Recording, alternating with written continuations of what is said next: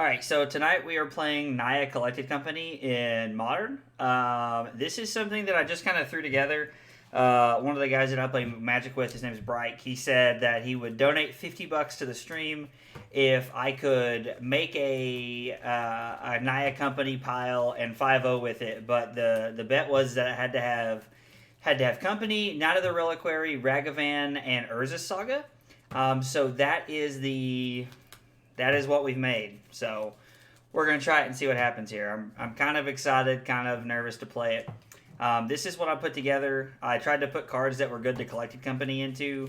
The Heliod Infinite Life combo is in here. Veil of Summer is a good sideboard card. Night of Autumn gives us some versatility. Endurance is really sweet against Mill. Oh, excuse me. Chalice of the Void is good against Rhinos. And Prismatic Ending is just like probably the best all-around removal spell there is in the format. So we're going to try this and see what happens. So I'm pretty excited. Yep, 200 points. All right. Modern. Nope. Modern League.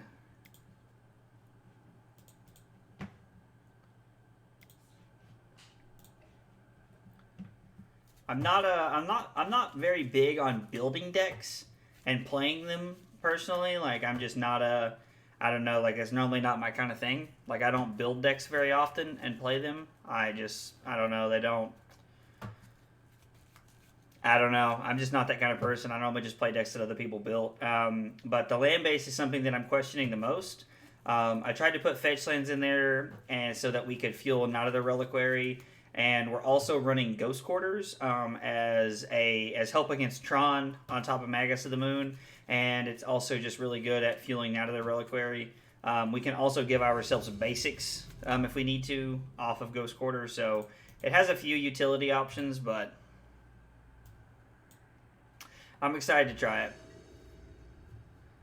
Also, if the mic's too loud or too quiet, please let me know.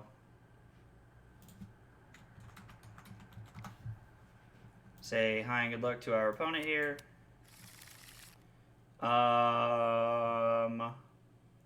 We will keep this.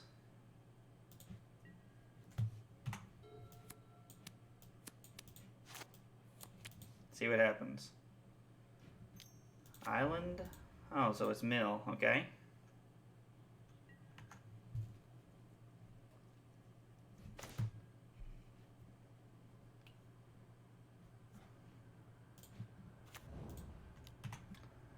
Alright, we'll play Temple Garden tapped and say go.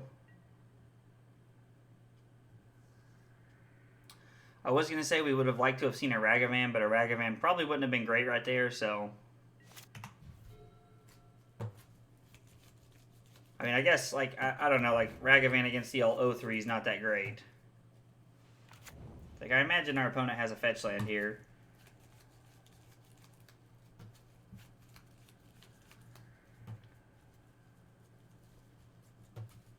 Okay, so our only fetchable target off Stoneforge Mystic now is Sword of Fire and Ice, which will probably be pretty good in this matchup. I don't know. Putting Magus of the Moon on Sword of Fire and Ice will be pretty sweet.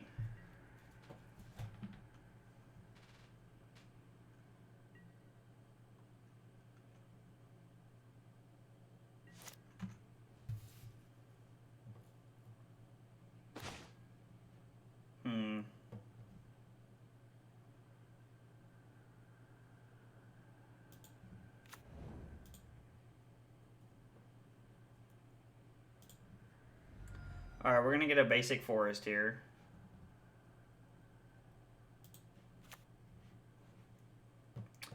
I don't know if we really want the Stoneforge Mystic. I mean, Stoneforge seems fine.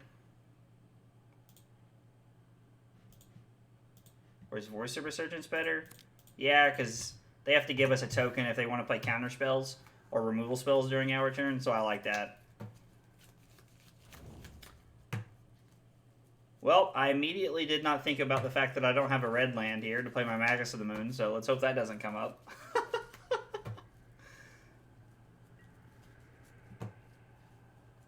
I was thinking that I wanted another basic to try and help me play around the Blood Moon effect on Magus of the Moon, but it does help if I actually have, you know, lands to cast it. Good news is that even if I don't pill into a red source here, I will be able to... I'll have spells to play next turn. Okay.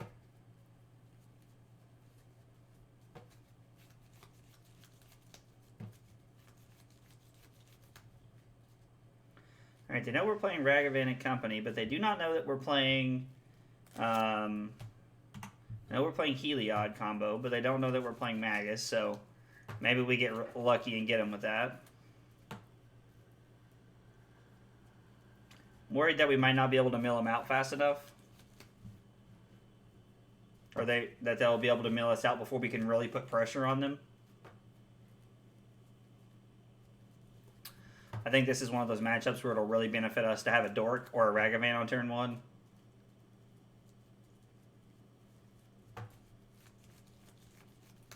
Alright.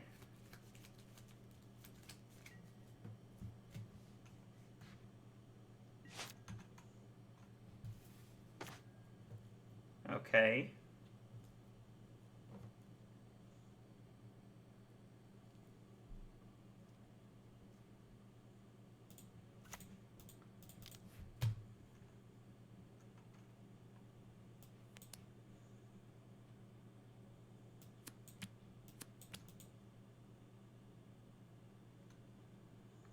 They cast their Drown in the Lock that they're more than likely holding here. We do get a token out of it.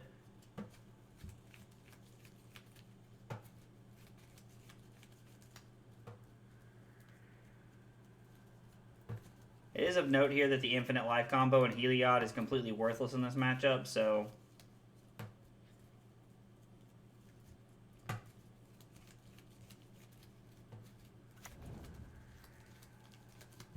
Okay.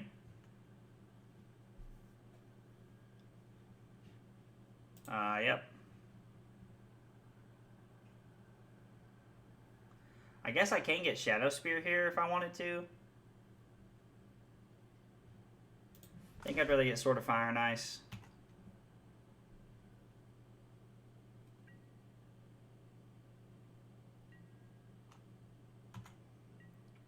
No reason to attack our 2/2 into an 0/3.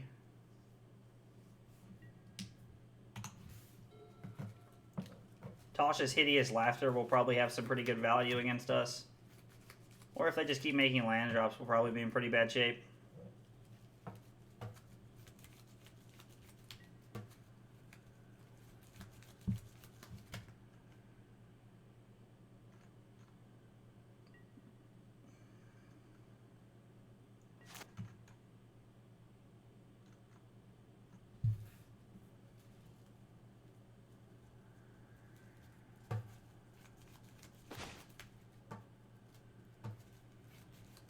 Urza Saga.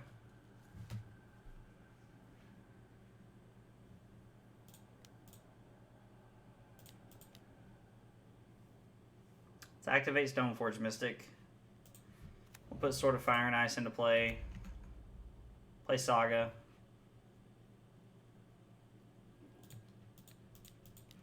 We'll pay 2 to equip it. Probably going to cast Drown in the Lock here. Good news is that we do get a token out of it, so...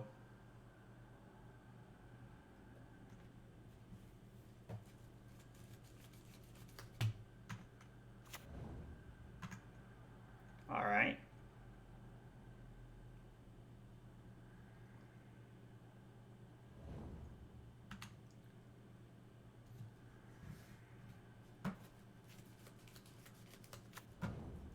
Okay, so we get 2 tokens out of the deal. So, I mean, if they don't, like, if they're just looking at a couple of, like, if they're, like, looking at another Drown in the Lock and, like, you know, not like a Tasha's Hideous Laughter or anything, like, they have to brick pretty hard for us to get out of this situation. But there is a series of events that do allow us to win the game, I feel like, from here, so...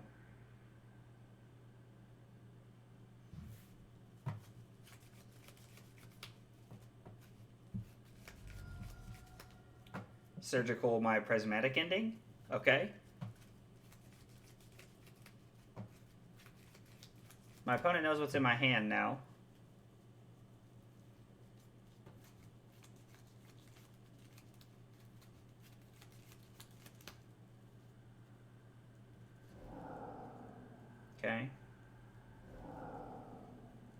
my opponent's either lagging or they're just taking a minute to click through all the steps here, like, because they've already used 4 more minutes of their clock than we have.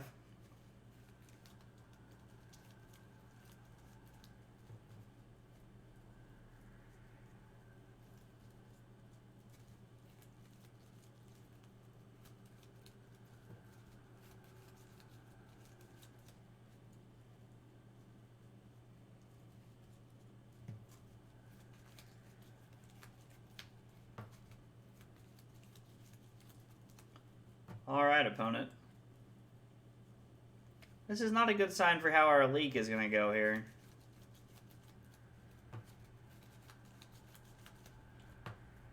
Now, normally I would say that me fetching into non-red mana has been really bad for us, but honestly, it's really not that big. It's not been that big of a deal, because straight up, like, they've had 3 islands that they didn't have to fetch for.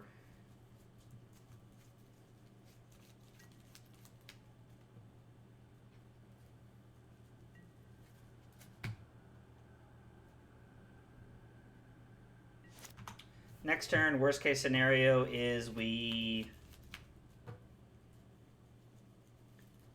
play Voice of Resurgence and we equip the Sword of Fire and Ice. Let's see if we even get it next turn. We might just be dead here. Like, if they have almost any mill spell here, we're probably dead.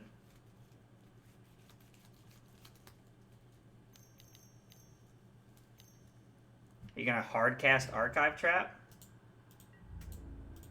Alright. Alright.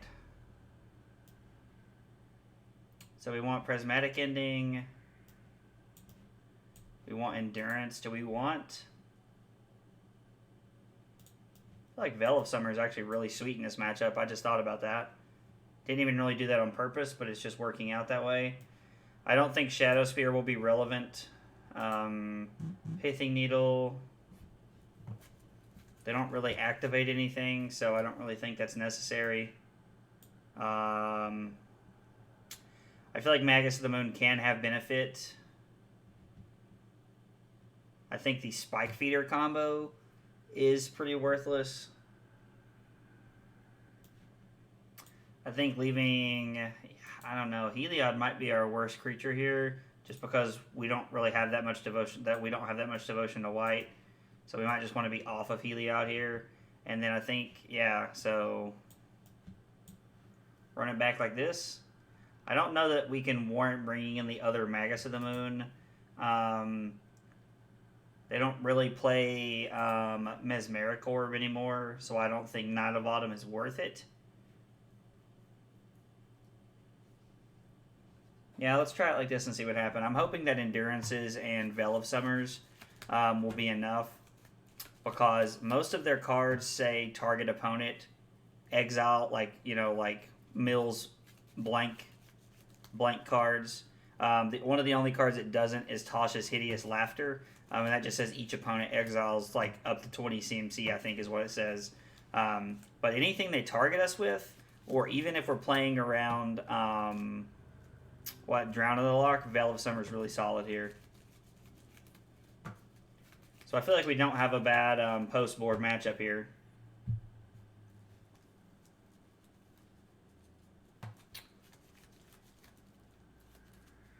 What is CMC? All I know is the MV. The MV? What?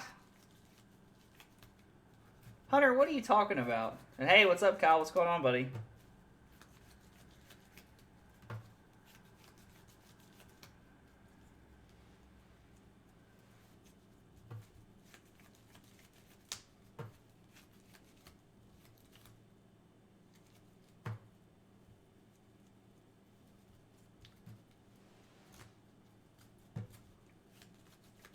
Yeah, my opponent's really taking forever. Hello.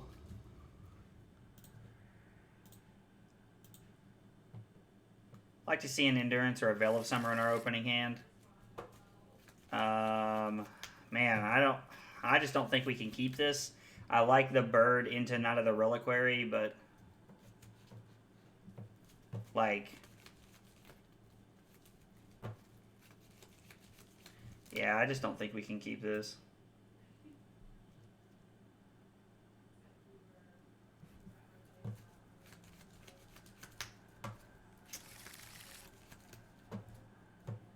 Keep this, put the spike feeder on the bottom, I guess.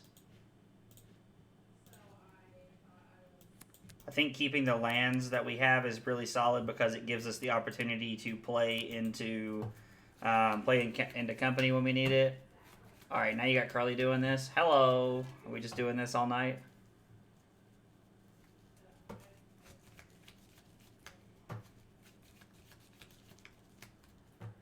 When I give my opponent the benefit of the doubt here and say that they're lagging, like that's the only reason I could think that they would physically be like moving this slowly.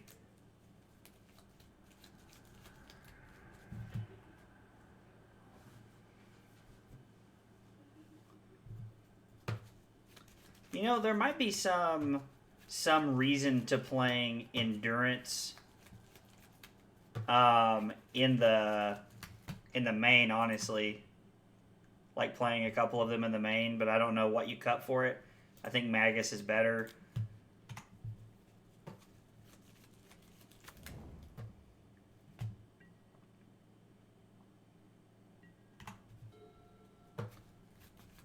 Hopefully our opponent doesn't have crab here.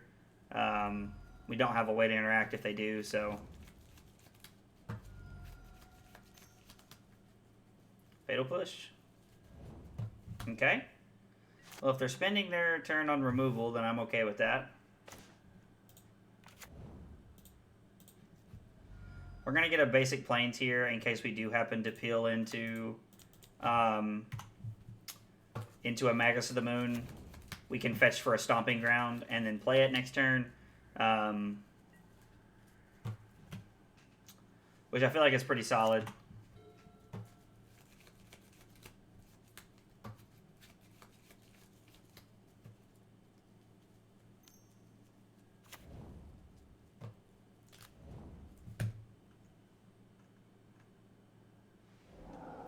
Okay.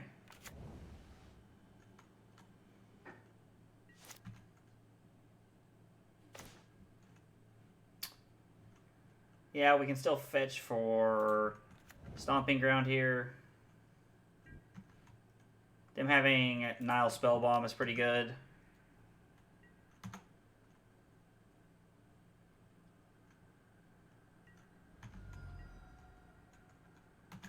Collected Company is a good draw step, but at the same time, I think I'd rather be seeing like another Endurance or a Veil of Summer.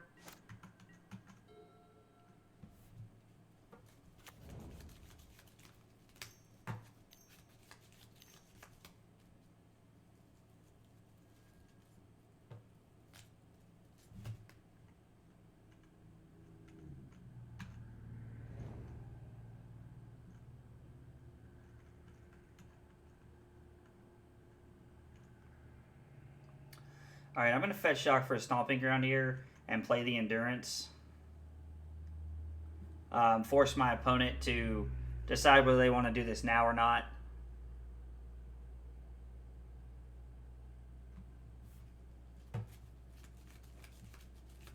Because we'd be putting some pretty solid cards back into our deck here. Some Prismatic Endings, a Collected Company.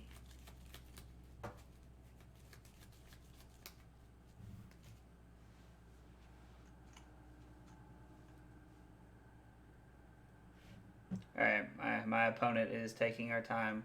Oh my god, it's happening. Hey, Bryke, what's going on, buddy? Yeah, dude, I told you it was going to happen, man. Now, whether I 5-0 or not, I don't know about that, but...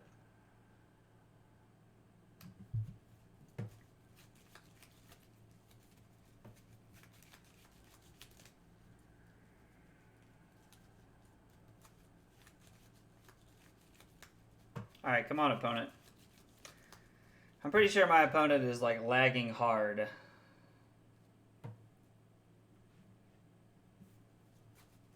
Well, you know what's at stake. I do know what's at stake, and I'm not gonna lie. Like, it's more about 5-0ing with some deck that I randomly put together than it is to $50, if I'm being entirely honest with you. But, I mean, $50 is $50.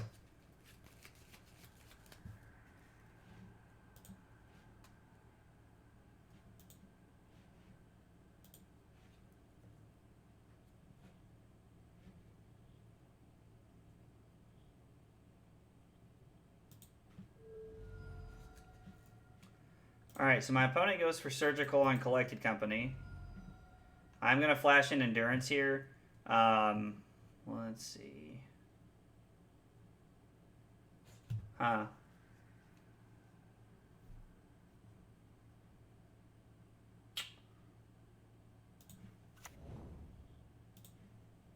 I don't have a red source because they've already hit my one stomping ground here. Which is unfortunate. Now they can get my graveyard with Nile Spellbomb here, but they have no way to actually stop, to actually get my Collected Company from my hand because we'll get rid of the graveyard. I'm a man of my word. I have no doubt that you are. I've never known you not to be, so.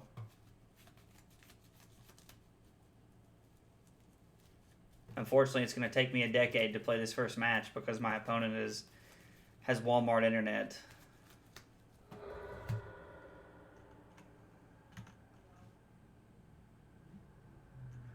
I was like, I assume they target me.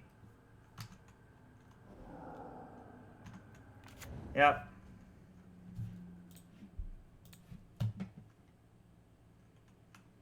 Don't really want to give them extra cards, so they have nothing to Surgical. We'll go to our turn. We'll attack for 5, and Spike Feeder's a decent draw, I guess. I don't really see them having a sweeper or anything, so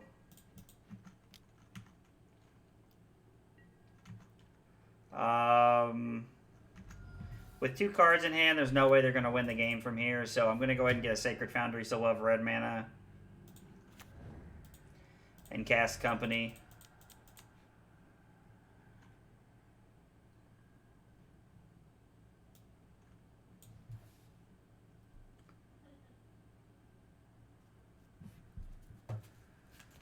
We have 1 land in our graveyard, so Night of the Reliquary would be a 3/3. The other Endurance is irrelevant. I think this Voice of Resurgence is good because it really buffs up the counter spells here. I don't see Stoneforge Mystic being that good. What did they exile? So we could still get Batterskull, but I don't know. I'm really not a fan of that play. So I think we're going to go for Knight and Voice here. We'll put them on any order. It doesn't matter.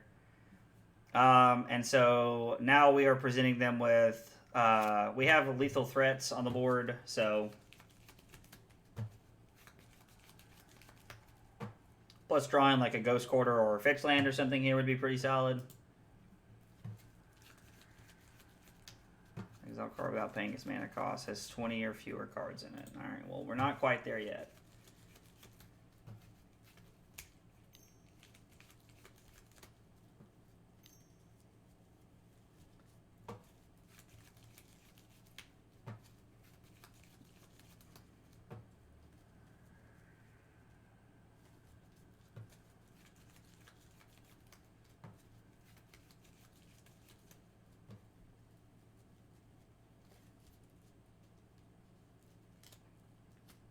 So he's cycling Fractured Sanity. Okay, so I feel pretty solid about that. Pumped up our Night of the Reliquary quite a bit there, hitting 4 lands.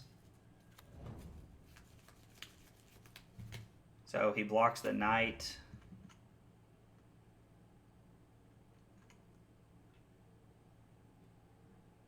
Three, 5, 7. So we can't fetch. Yeah, considering he can't fetch, I don't think there's a way I lose this game. But we'll see what happens here.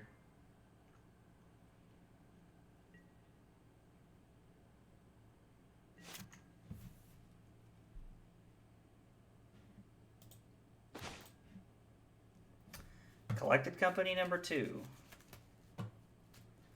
Well, we know that there's not Endurance because it's in the bottom cards of my deck. It's in the bottom 6, and we're not quite there yet, so I think the best play is just attack and hold up Company.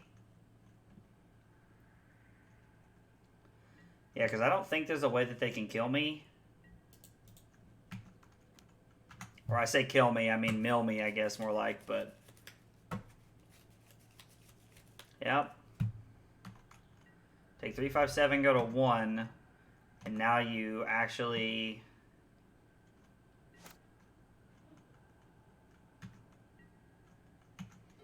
If we had an extra mana there, we could have won the game with Spike Feeder because we could have played it and then removed one of the counters onto the Voice of Resurgence for exactly lethal. So drawing a land would have been pretty sweet there. I could be wrong, but I feel like there's probably a concession from our opponent right here.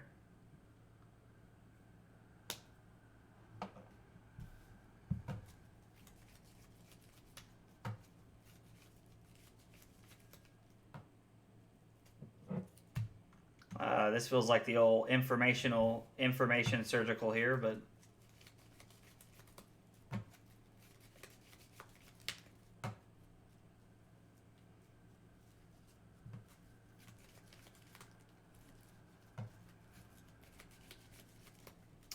I'm going to look up Tasha's Hideous Laughter to see if it's each opponent or if it's a target effect. Tasha's, wow, alright, there it is. Oh no, that's a D&D thing. I gotta look up MTG after it. That's weird. I don't have to do that very often. Each opponent. So, other than Drown in the Lock, is there actually a card in their deck that targets anything I'm doing? Drown in the Lock, Fatal Push. How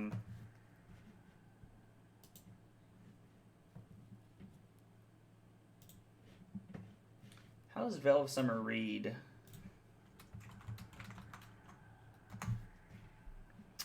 Draw a card, and if an opponent has cast a blue or black spell this turn, spells you control can't be countered. You and permanents you control can hexproof from blue and black until end of turn. So it doesn't save us from the spell bomb. So it feels like if we do bring in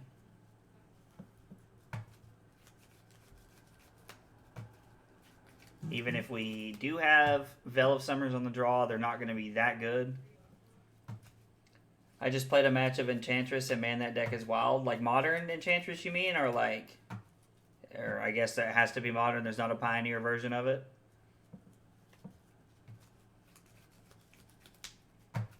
I've never played the deck. Don't feel bad for opponent. He was on Stinky Titan. Lol. Yeah, modern. But there is a legacy one. So I knew there was a legacy one because I played against it a few years ago at a team open. But it's pretty cool that it's in modern. Like, it seems like a very you deck. Seems like something I would hate to play, but it seems like something you'd really enjoy. Yeah, informational, and then they're going to concede. Going to pill in a Batter Skull.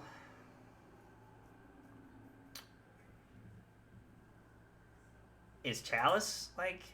No, Chalice on one doesn't really seem worth it. It counters the crab, and that's it. So Magus of the Moon... We can get them with non-basics. Sanctifier and Vec has pro-black. Yeah, I love that deck. And the Ancestral Recall, Surgical, etc., etc. Knight of Autumn doesn't seem worth... Like...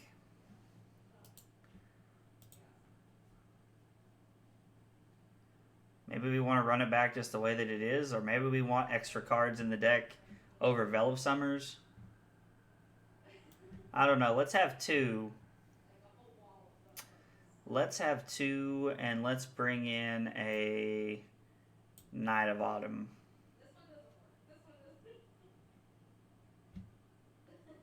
Yeah.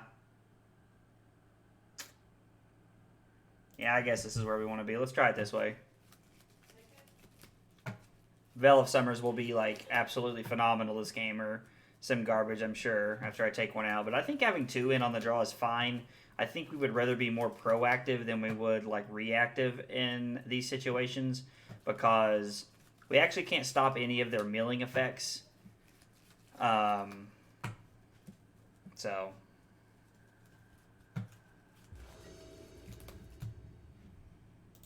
we've used 5 minutes and 10 seconds of our clock, and our opponent has used like almost 17 minutes of their clock. One thing I really dislike about Moto.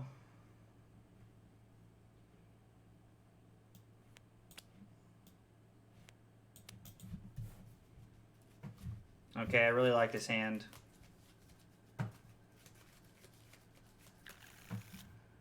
Yeah, we're going to keep this hand. Like having a removal spell for their crab. I like having... Yeah, I just kind of... I like the overall feel of this hand.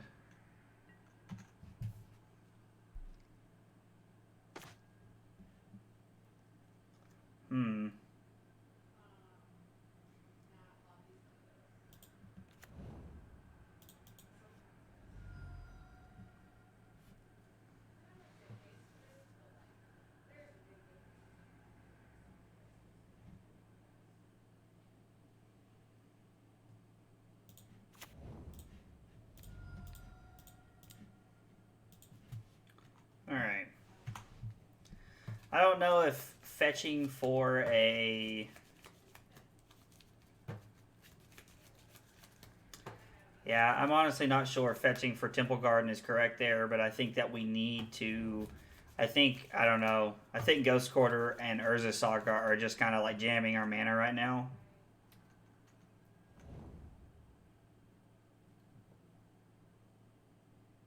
Okay.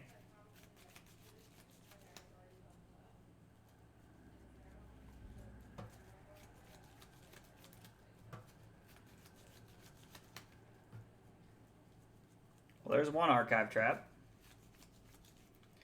With the amount of hesitation that we're getting right here, I'm assuming that there's another Archive Trap that they're thinking about surgicaling something. Probably our Endurance, if I had to guess.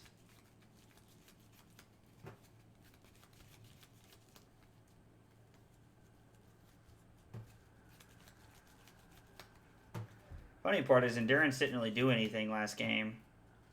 I guess Endurance kept Collected Company in our hand, which allowed us to put Lethal Pressure in play.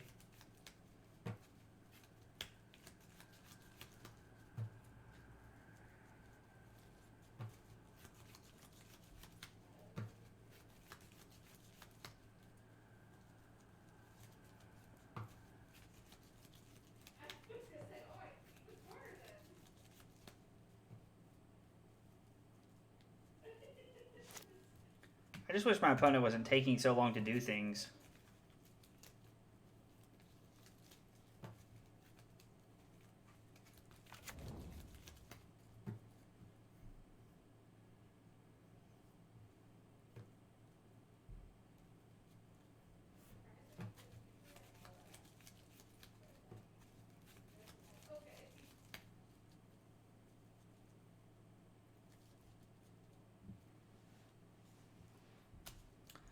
My God. I feel like I could have went and made a sandwich with how long it's taking my opponent to actually do things.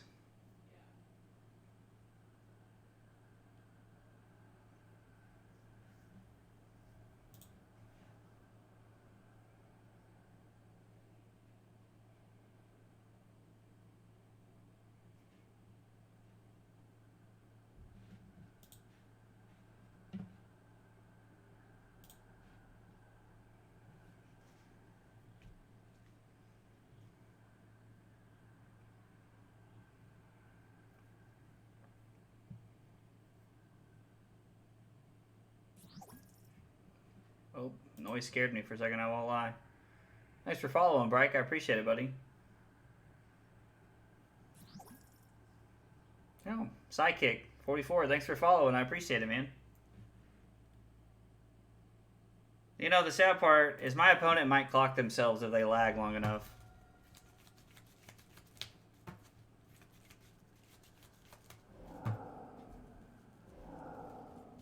Yep, only two of them.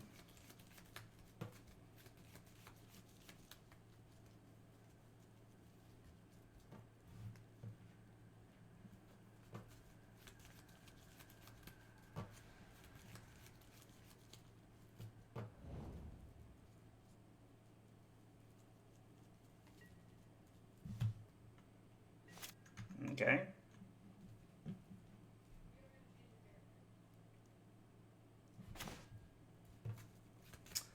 Knight of Autumn?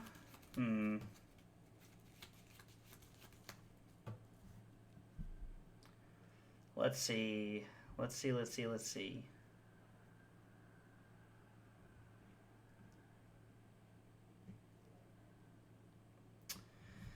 So, we play Birds. Play Birds of Paradise. And we can use wooded foothills to get a forest. And then from there, we have Magus of the Moon to try and help turn them off of their lands.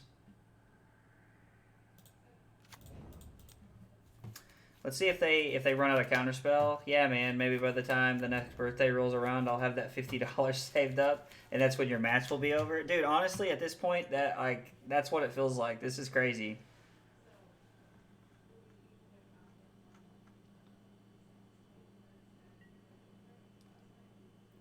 All right, our opponent did not have a counterspell there, so that's somewhat promising at least.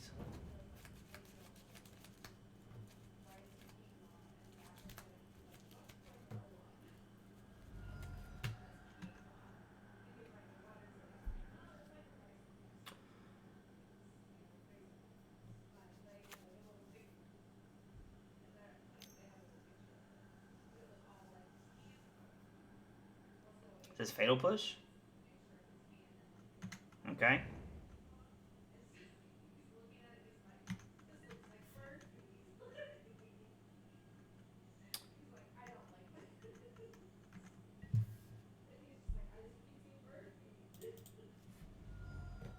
I don't feel like Magus of the Moon is ever going to be able to make it into play here. I feel like we're just kind of in a spot where we need to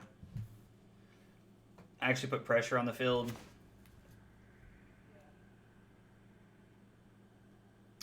Like, or maybe we just say right here that Magus of the Moon is just worth it. Like, we shut them off of their spells here. We can't play spells either, but we drew another Magus of the Moon, so we can put enough pressure in play to try and, like, force them down here. Whatever. Alright, we're going to try it and see what happens.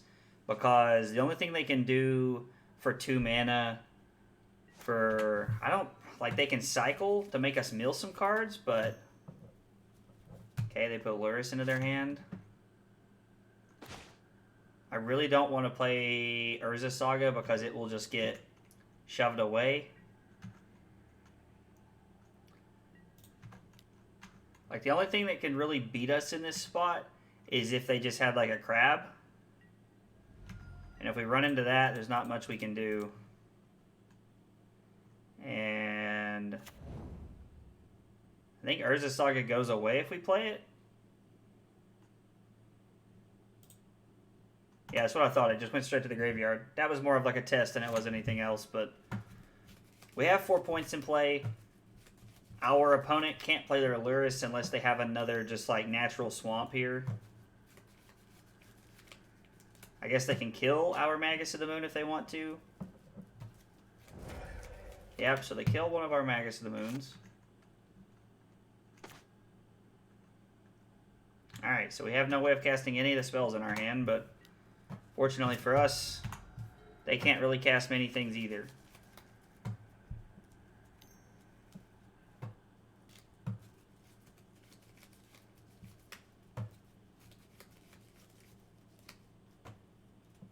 Are you surgicaling me?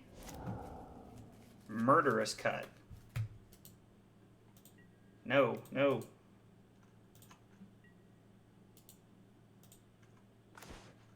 It's like, please tell me I did not just yield through the turn. Okay.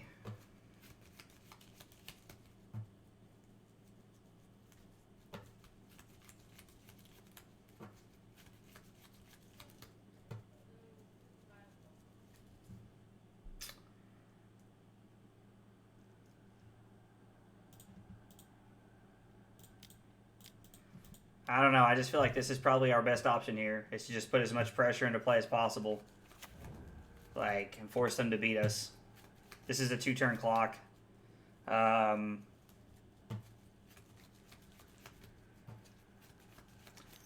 we still have half of our library left, so...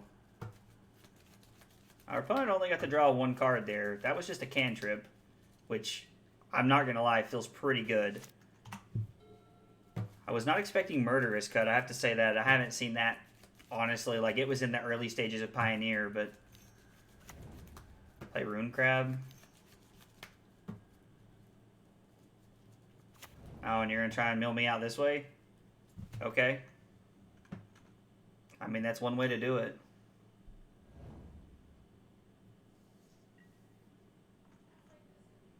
If you draw on a Fatal Push, you can kill my Knight of the Reliquary here. God, and you did. Son of a... Gosh, that sucks.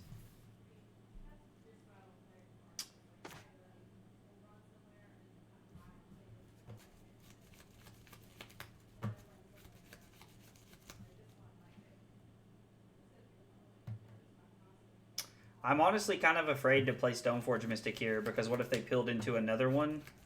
Of course, I guess if I do, I have...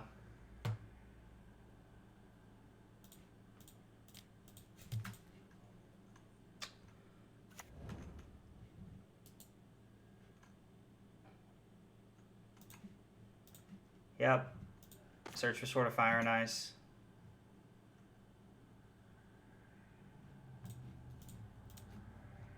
Blowout. Let's go. Oh my gosh. Okay.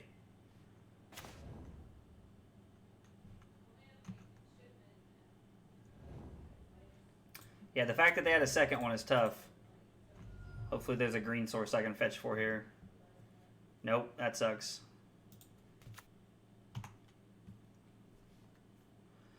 Well, I'm going to be honest. Like, they might time out here. We might be able to get like a cheap win.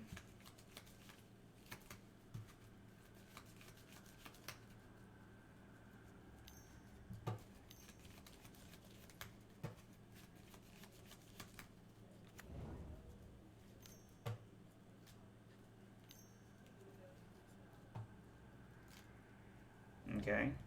Oh, no, they had it. Well, that sucks. I'm not going to lie. I thought I was actually going to get them to time out there. Pretty disappointing to lose that game. I mean, granted, like, we weren't in a position to win the game just based off how the games were going. We kept a hand that was okay, but wasn't really set up to... Like, it didn't really have any hate in it. We were just kind of playing off of a good hand there. And our opponent had Surgical for our Endurance, which was pretty solid.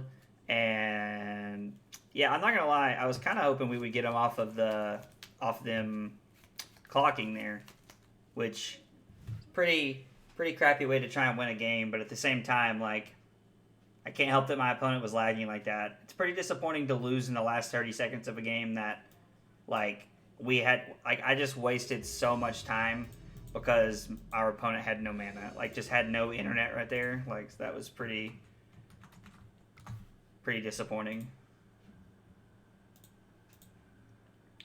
It's also weird because I haven't played against like Mill in like the last like 5 modern leagues I played.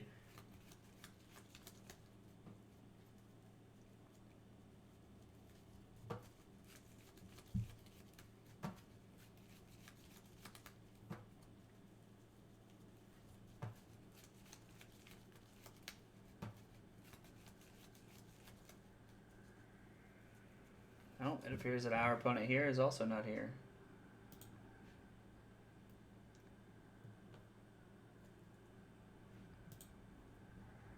Them having the second copy of Archive Trap in their hand is definitely also another reason that we lost that game.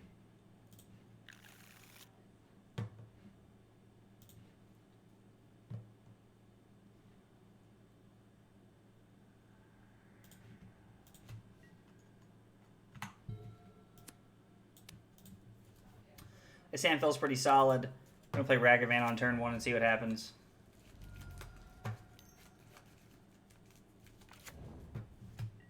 Okay.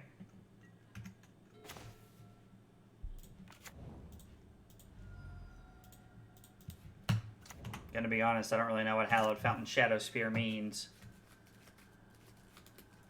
This was Pioneer. I think they were just playing Azorius Insult, but I have no idea what that means. Are they playing like Azorius Hammer Time?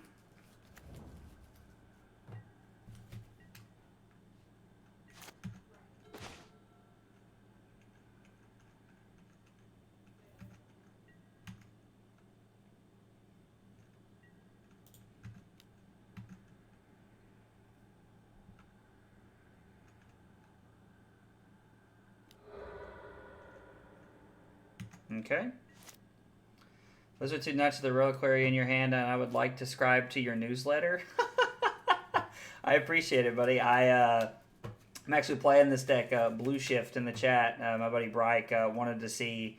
There was kind of a small bet going on here, and the parameters were that I needed to play Knight of the Reliquary. So I actually think it's worth it here to Ghost Quarter the Urza Saga and just cast and just run out the Ragavan again.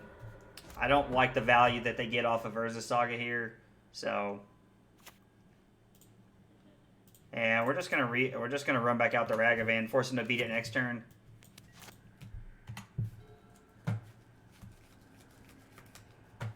You mean OF? Are you trying to imply old friend? I don't know. I don't know what you're going for there, Hunter.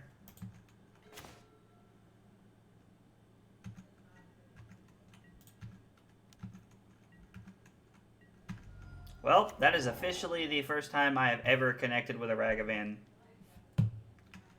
for any reason in my life.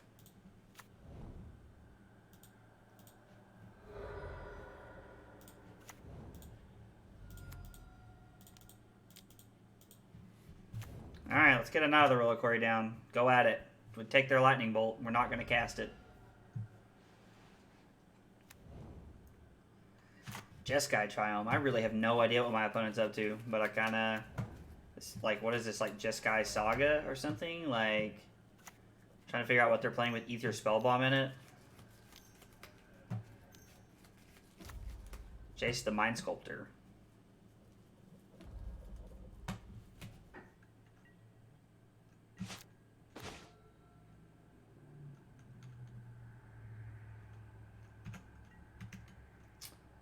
I am going to kill the Jace with the Ragavan.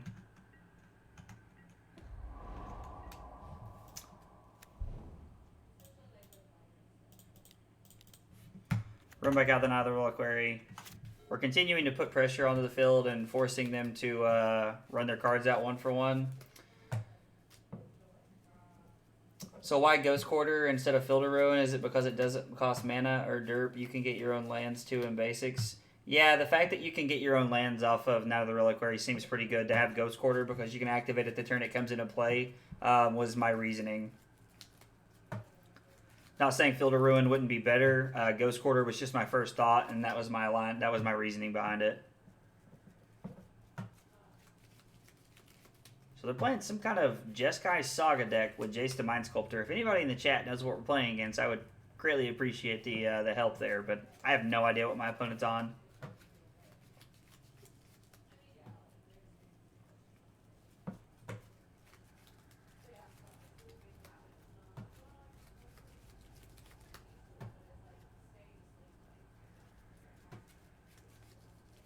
Hate that we had to use our Ragavan to kill the Jace last turn, but if we don't, they're just going to continue to sit and bounce mine out of the Reliquary.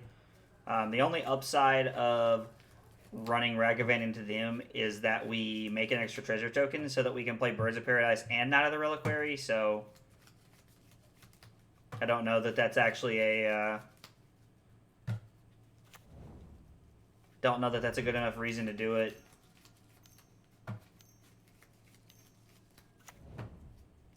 Puts Batterskull into play. Respect, my dude. Respect.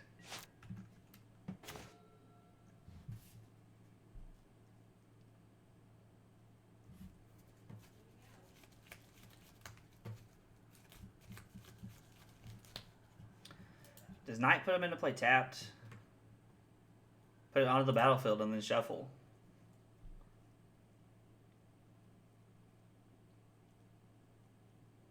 So we play Knight, use current Knight to get rid of Ghost Quarter or get a fetch land, play Birds of Paradise off of a basic.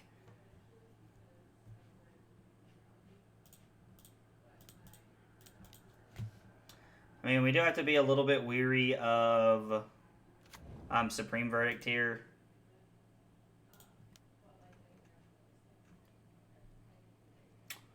I think having red mana is less important.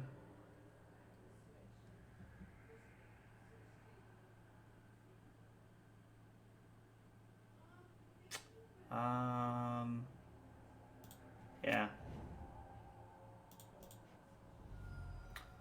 Gonna get a basic here. We're pumping up the jam quite a bit with our Knight of the Reliquaries.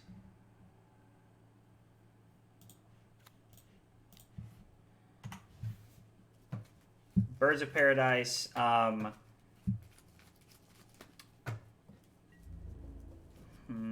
No attacks. No reason to send our Ragavan into the Batterskull token.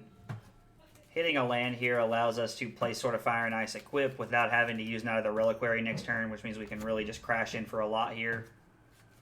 Main deck Soul Guide Lantern's pretty solid. Did not see that coming. Can't say I'm terribly surprised they're playing Saga, but still a little surprising.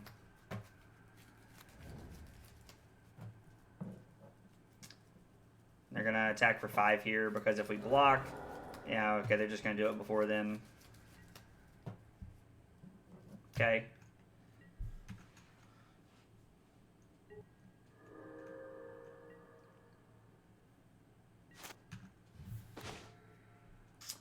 Voice of Resurgence is a pretty sweet draw step here. Are we just...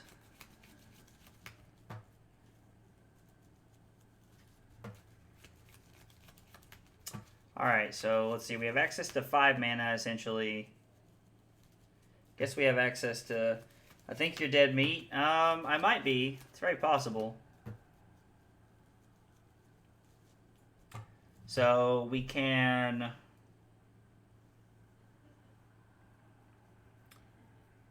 play Spike Feeder.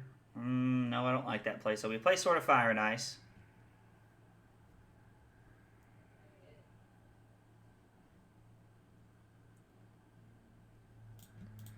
Yeah, I like that play. I think I like that play the most. Counterspell? Alright, well, that being their last card, that's pretty good.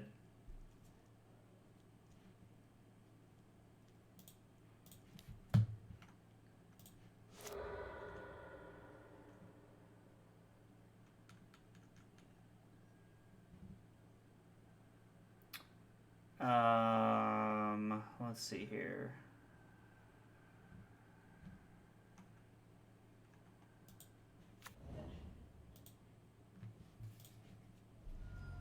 Go to 8 to get a Plains. And then we play Voice of Resurgence. Voice of Resurgence allows us to take 3 and then make a big enough blocker to throw that in front, and then next turn our Knight of the Reliquaries can be big enough to jump in front. We need our opponent to kind of brick for a turn or two here, but I think we're in a pretty decent spot here.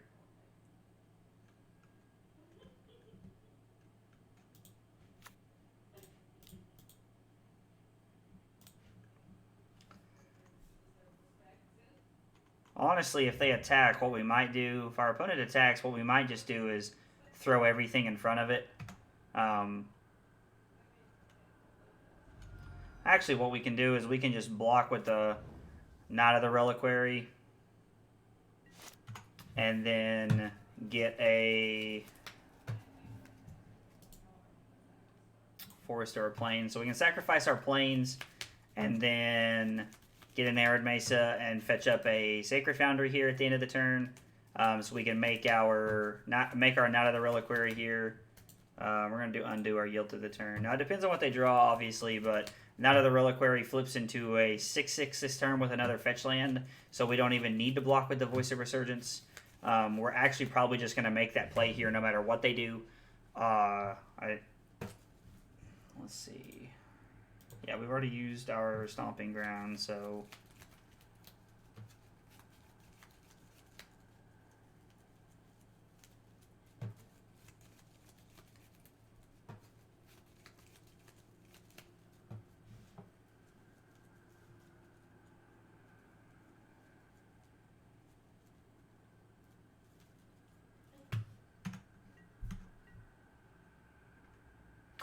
Interesting.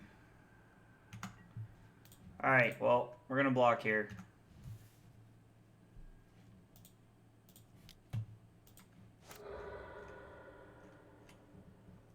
We're going to get another Arid Mesa. There is a Sacred Foundry in there.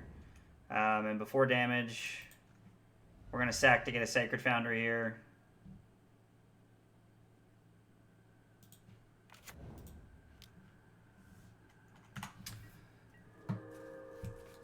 Now, I know they can just start, like, bouncing it and recasting it here.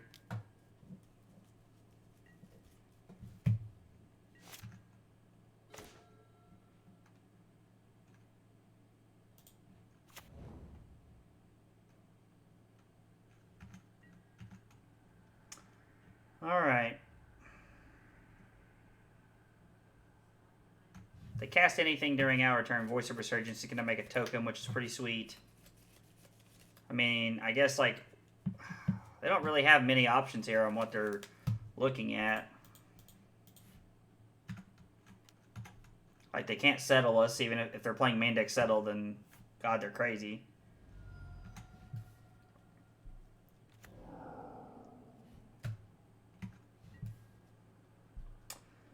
The thought of being able to cast their own Stoneforge Mystic seems pretty sweet.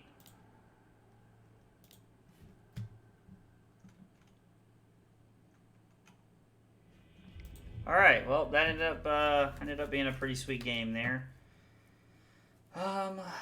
Let's see. They're playing counter spells. Prismatic Ending seems okay, I guess. Pithing Needle will say for Jace the Mind Sculptor. Shadow Spear seems okay at best. Maybe Knight of Autumn as good value for... Knight of Autumn could be good value for blowing up part of their enchantments. So we can bring that in. Again, the Heliod's don't seem great. We can cut a Spike Feeder. Do we want Magus of the Moon? Maybe we leave in one Magus of the Moon. Actually, I think we cut one of the Prismatic Endings and leave in one ending just to help out. Yeah, I think we try it like this. See what happens. This feels okay to me. I like the Heliod life gain combo against like aggro decks or like, you know, like against a Murktide or something like that. It's solid. And it will just buy us enough time to win the game. Oh, geez. It's even got Heliod combo? Yeah. Yeah, this is like a pile of cards that I just threw together, man. So it's kind of all over the place.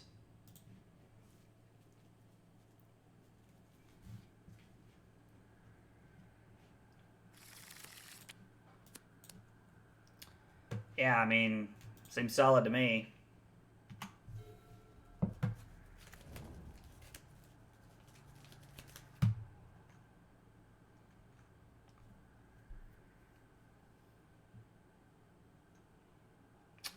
We'll use our Wooded Foothills to get...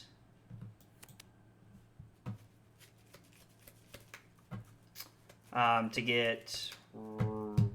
we'll probably get Sacred Foundry off of this. And then run out the monkey here. Well, it's gonna make our Stoneforge Mystics a lot worse later in the game. Gotta make sure I get the right thing here. Yeah, we're getting Sacred Foundry, cast Ragavan, and then next turn we don't really have a play, so we'll just hold up Veil of Summer the entire time.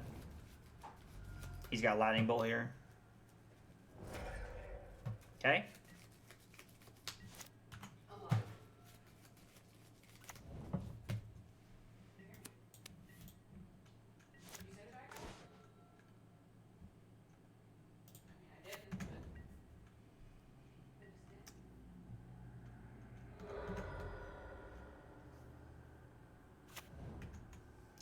Alright, so our opponent's got 2 non-basic lands so far, so I feel, oh man, if we can stick this Magus to the Moon. I'm just going to get a basic forest here. I'm going to fetch during my upkeep.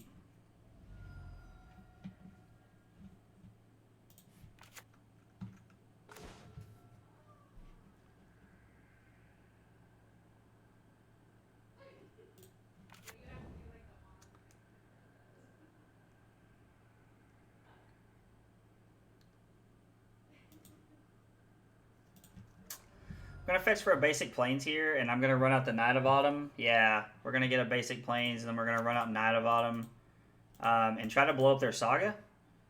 That's gonna be the play here, and then if they run out a counterspell here, which we were worried about, that's fine. Now next turn, we're going to play Ghost Quarter and play Blood Moon, or play Magus of the Moon, leaving up Veil of Summer as counter magic.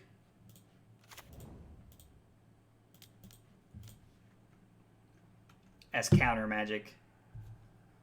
say that almost jokingly, but not really.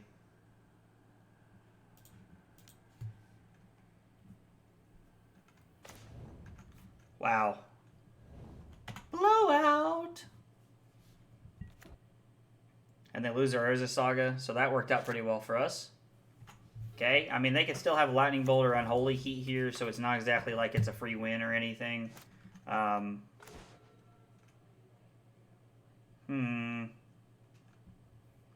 So the idea of getting down the Knight of the Reliquary seems pretty enticing here, but some part of me also wants to get down Sword of Fire and Ice and try and equip it, so that I can have protection for my Magus the rest of the game.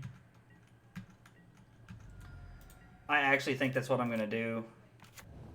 I probably should have left up the Forest there to bluff...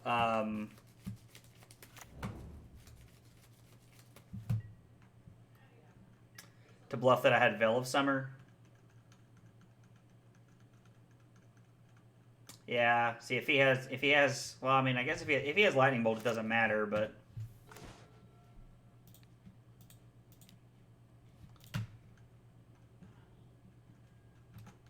Wow, okay.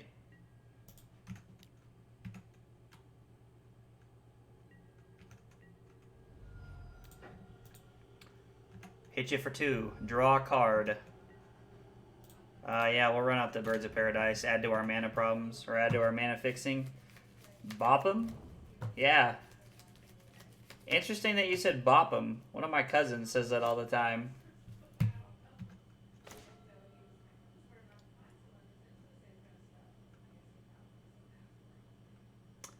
So, yeah, we just get to attack here.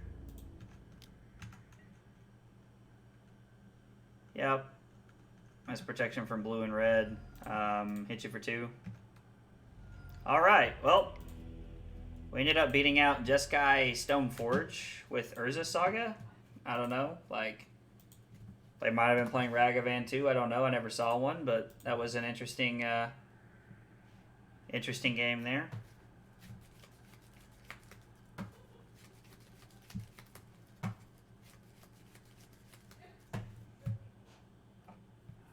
I'm kind of really enjoying this deck, honestly. Like, Magus of the Moon is, like, a little tough to play around just with how the land base is set up, but this is still pretty cool. I'm really enjoying this. I hope there's at least one match where the... hoping there's at least one match where Heliod Spike Feeder combo is, like, relevant. Like, hopefully we get burned one round and we just get to, like, do that to them. I mean, getting burned feels pretty good here, because we get to bring in Chalice, Sanctifier, Invec, and Knight of Autumn against Burn with the Heliod combo in our deck. So, lol, this deck is bananas. Dude, honestly, like, this deck is, like, this looks, like, this is crazy. I'm, like, really enjoying playing this deck, honestly. And this is not normally something I play, so I'm normally more of a Burn guy.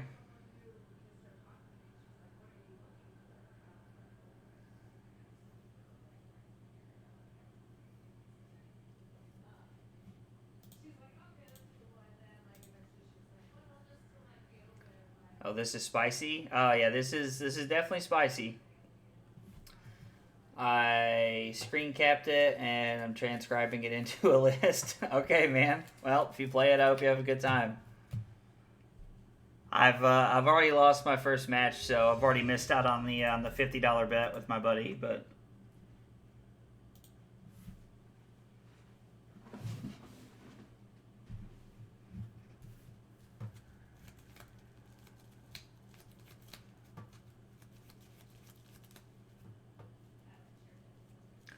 Punt, then whine. Well, at least he's honest. I'll give him that. Look, Knight of the Reliquary is my favoriteest card. Hey, man. Like, dude, like... if you think this looks like fun, man, please build it. Have at it. Have fun.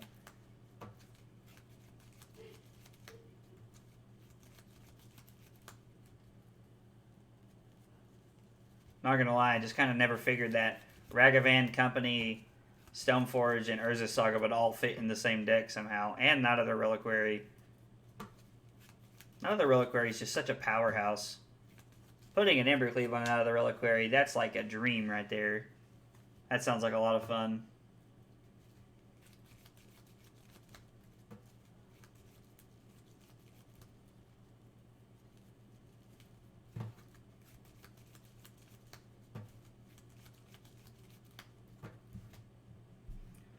It's taking a minute to find matches tonight. Like, we're playing Modern. We're not playing Pioneer anymore. This isn't supposed to happen.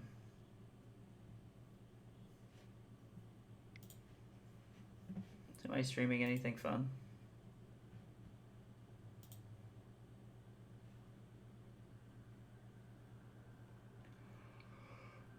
Oh, Lord. Dan Saeed's having a subathon. Plus 5 minutes per sub. Good Lord. He's currently at 9 hours and 43 minutes. Guy's a madman. Of course, I guess to be fair, if I had a subathon and I added 5 minutes every time somebody do it, I'd stream for like 20 minutes maybe. So...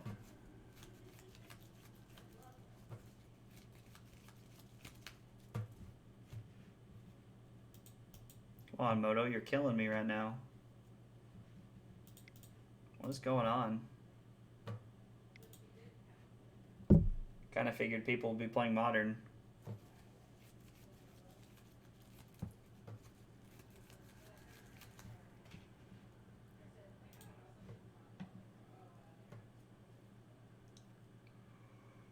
Oh, Lord. Ooh.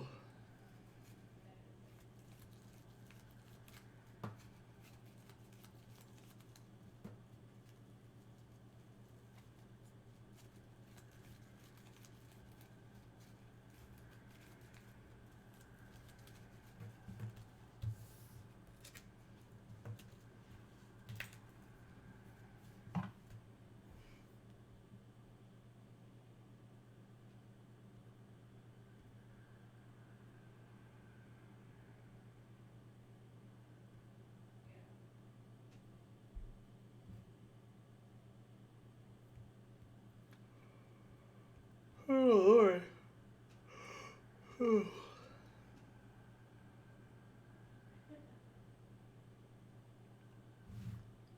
What is happening? This is bonkers. First we played against somebody who was lagging really slow. And then we played against like some weird Jeskai deck I'd never seen before. And now we can't find an opponent. Like, I don't understand. This is like the most popular format in the world right now, and I can't find an opponent.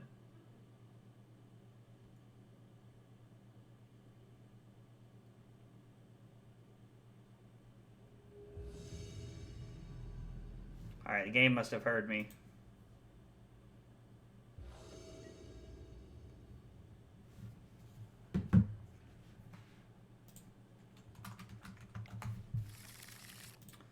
Well, we can't keep this.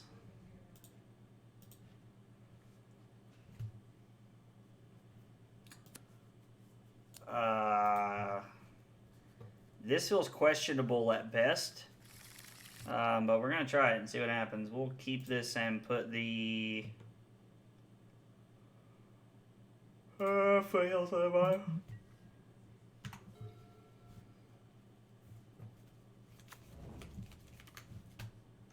This isn't the person I just played against, is it? Roggen Triumph, and we draw another Birds of Paradise, okay?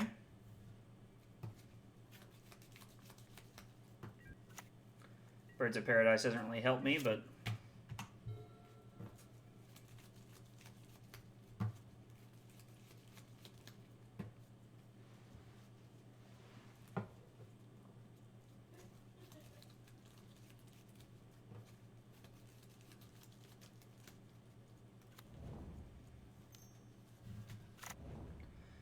Okay, so that's what we're playing against.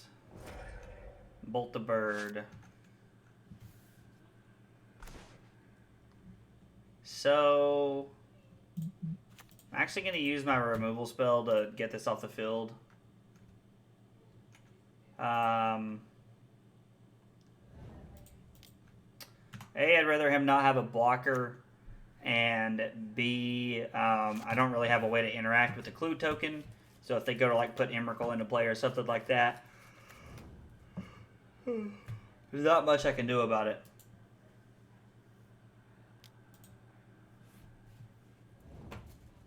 Prismatic ending the bird, okay. Well, they're almost out of cards, so...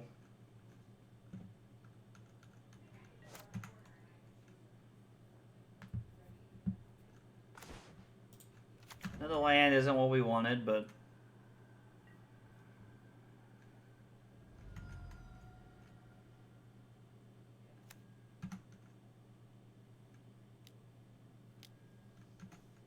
Okay. Well, the fact that they're drawing a card tells me that they don't have it this turn.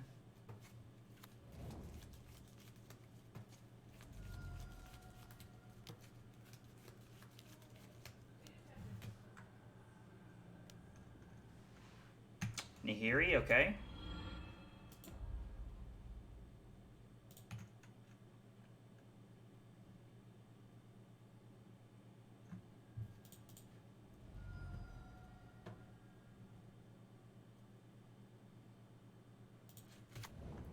Let's get a Sacred Foundry. We need another green source we can fetch for it here with the Windswept Heath.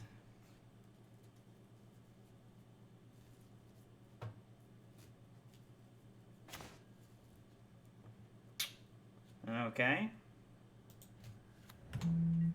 Well, something tells me we're going to lose this game. Because the only thing we play with haste is Ragavan. So, yeah, I don't think we're going to have to come back to the drawing board on this one here.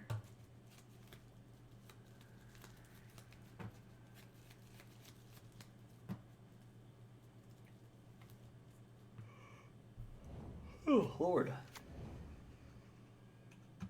Okay.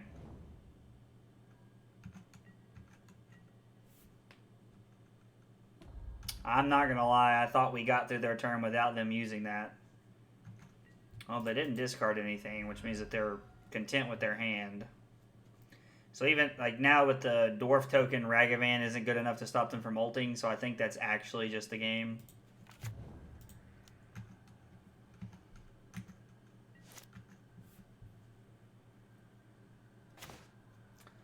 Well, that's a lot of lands.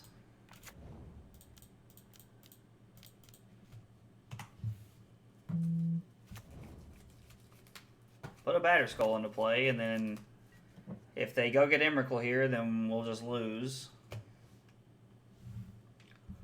But we'll see what they do.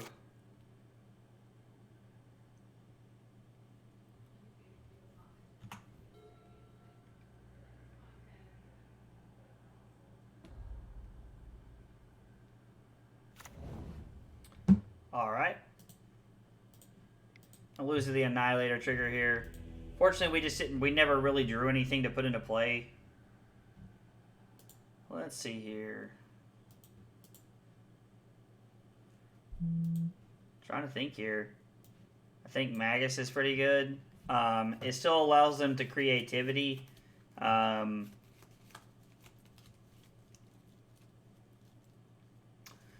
it still allows them to creativity because they have all their red, but it does take all their other colors offline, so I like the idea of having it.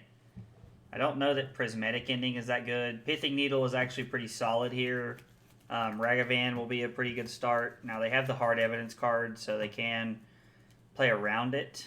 Knight of Autumn, I guess, is good as a way to blow up something if we need to. I don't think Veil of Summer's worth it. I don't think Endurance is any good. Sanctifier, not really. I don't think we want Ending, and they don't really play anything worth chalicing here. So I think we can get rid of a Prismatic Ending. I like the idea of having the life gain combo here. Shadow Spear seems pretty medium. I don't know if Voice of Resurgence is that good.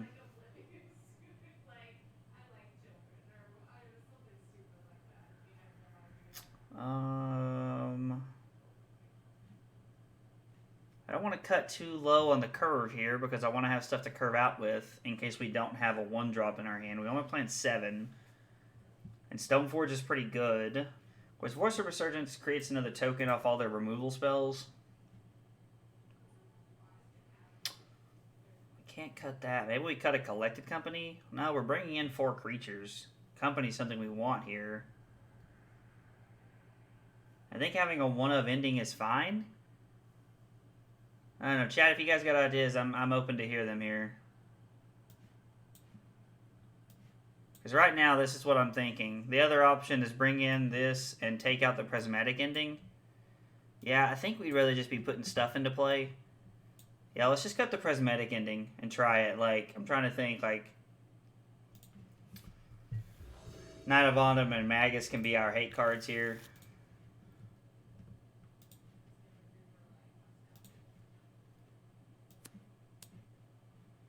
I like this hand, especially with our opponent on a mulligan. We'll fetch for basic forest here.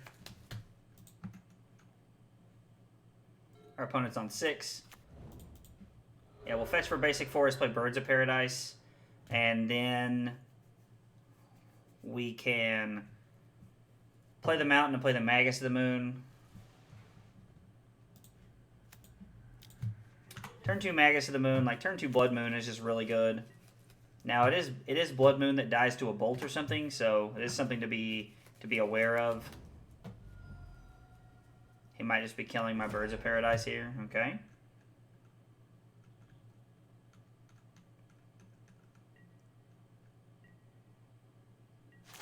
Now without the Birds of Paradise, we don't have a way to cast our Knight of the Reliquary, so that does leave us in a tough spot.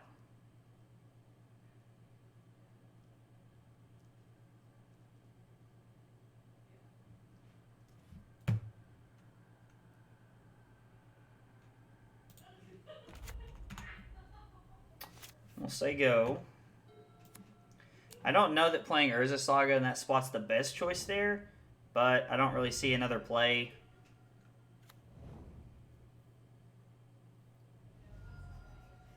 Really enjoy playing against this deck when I'm playing Burn.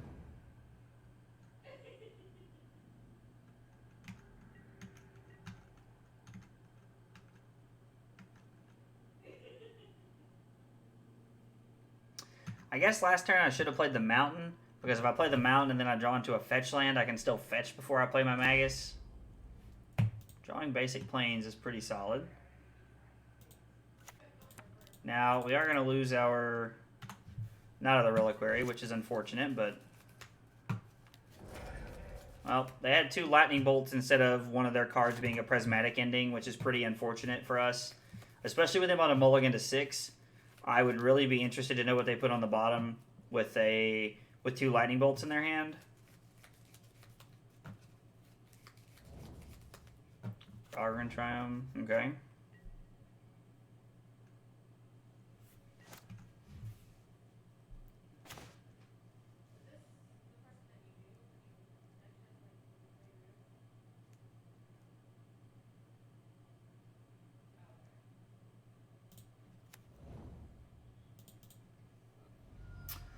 We're going to fetch for a Temple Garden here.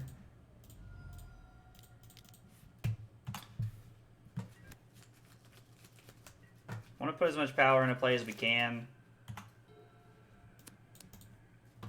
And then next turn we'll have the option of playing Spike Feeder and or whatever else we do. Fetch for basic planes, okay. Okay. Bounce Knight, sure.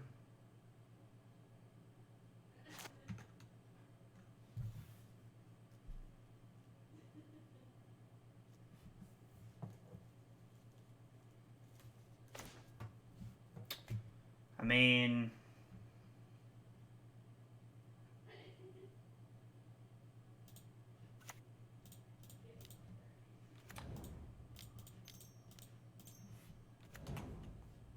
Drawing Ragavan is not a terrible thing because it allows us to put two creatures onto the board.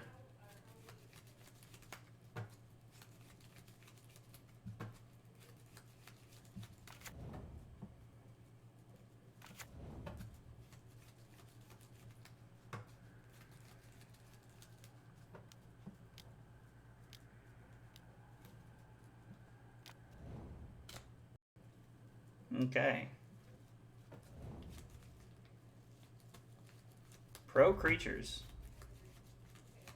And they bounce Reliquary back to our hand. Yeah, we're going to scoop this one up here. I'm not going to lie, that feels like a tough matchup for what we're trying to do with our deck. I probably didn't make some of the best sequencing lines or best plays that game, but I still feel like that's a pretty tough matchup for what we're trying to accomplish. Yeah, our opponent having double Lightning Bolt in a 3-color deck as opposed to a Prismatic Ending or another removal spell is pretty unfortunate. So yeah, that was just kind of bad beats there, but nothing we could do about it. So, oh well. I'm gonna grab a drink right quick and I'll be right back.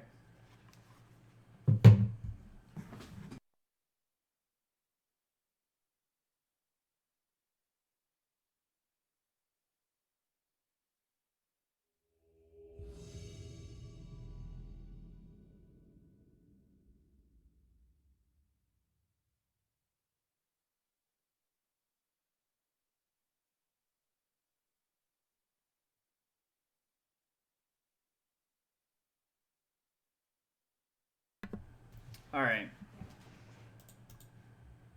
Whew. Just in the nick of time. Well, that's 4 games in a row we've been on the draw. Sucks, but it is what it is.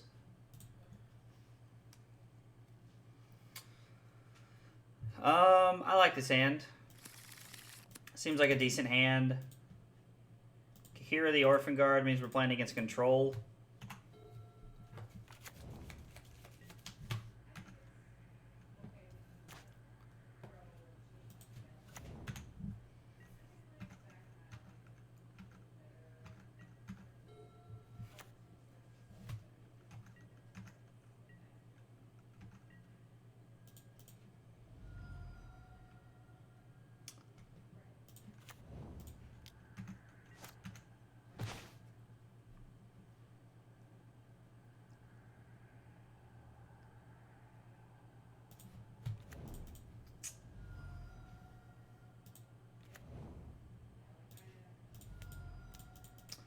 Alright, run out Stoneforge Mystic. No counterspell. That's surprising. Get Sword of Fire and Ice. Next turn, we'll run out Heliod and see what happens. Okay. I have to admit that is less than optimal, but...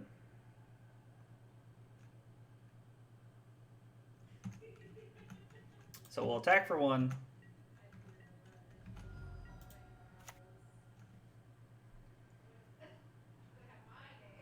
Now, they haven't done anything yet. You know what, actually, I think I'm just going to run out of the Reliquary and go get him.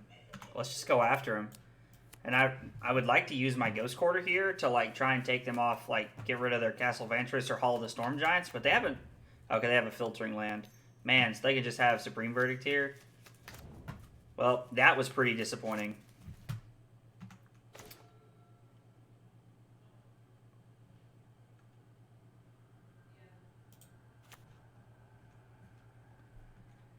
The fact that they had the Mystic Gate there was pretty backbreaking. And it looked like our opponent kind of sandbagged that play, and if they did, it was really smart on their part.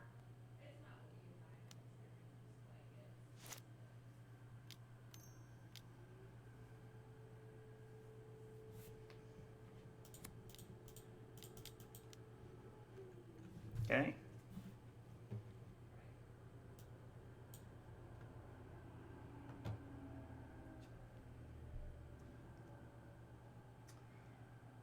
Huh. This is interesting. Definitely taking Magus to the Moon. I think my other play is... Man, what is the other play here? Are we taking Ragavan? Or are we taking Birds of Paradise to give us access to other colored mana? I think I might take Ragavan. It's pretty aggressive here, I feel like, to take those, but... Your Teferi resolves now. It's probably going to bounce our Magus of the Moon.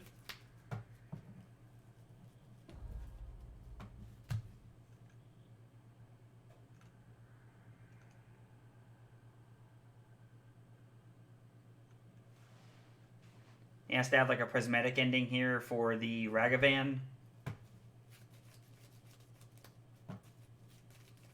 I guess he could like randomly be playing Path, but I don't really feel like people are playing Path anymore. Okay.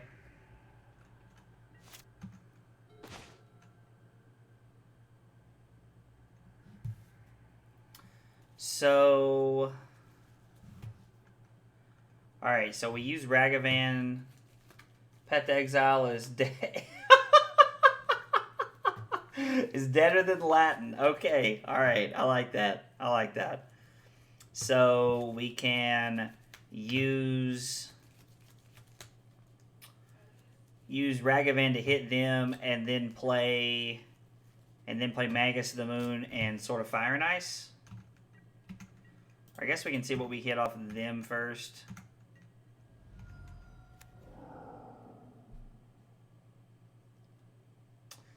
Well, we can't cast that, so...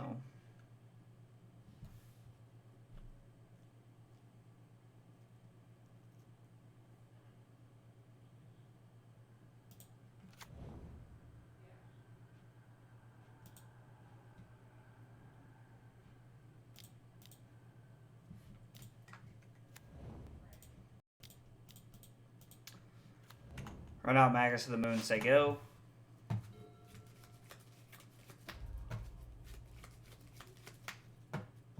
Well, alright, so they have another island, so they can hold up Counterspell here, but they have no way, they have no removal spells. Wow, okay, that's a good draw step.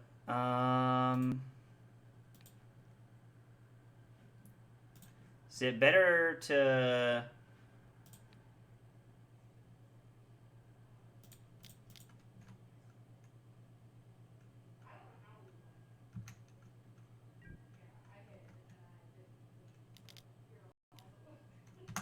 Memory Deluge. Alright, cool.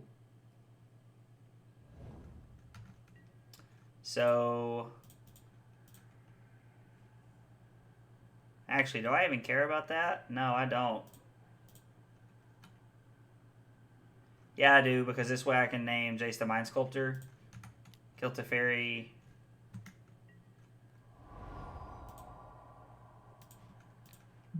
Deal 2 to them. Draw a Collected Company. Prismatic Ending.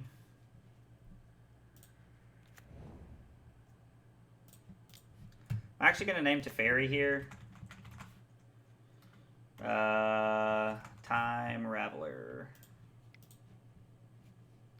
And then I'm just going to hold up Collected Company here. We weren't going to cast their Prismatic Ending, so...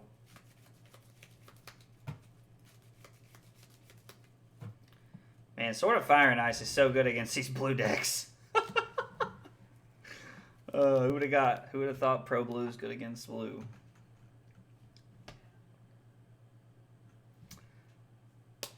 Now this is the shit I live for. I'm glad you're enjoying it, man. 4, 5, 6, 7, 8. So I actually need to cast my Collected Company here to actually be able to win the game.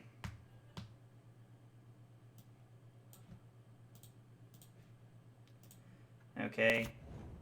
Yeah, I accidentally made the mistake of hitting no one time instead of okay. So that was kind of disappointing.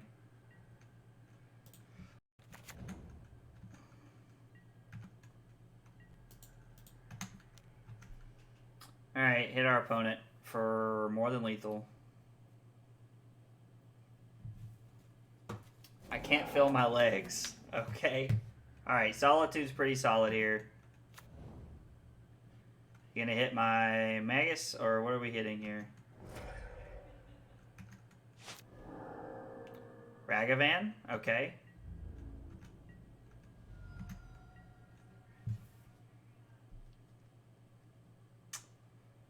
So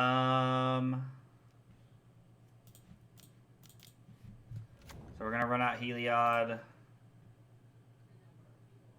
And we are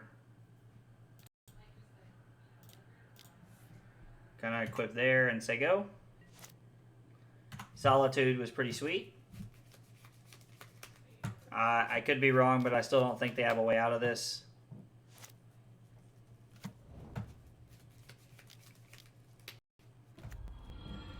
Okay, that's pretty good. Jace is solid there. Very glad that we equipped this Sword of Fire and Ice to the Magus of the Moon, because if we'd equipped it to the Knight of the Reliquary, they would have been able to bounce the Magus and then Supreme Verdict and sweep up our board. So that felt like a pretty solid game.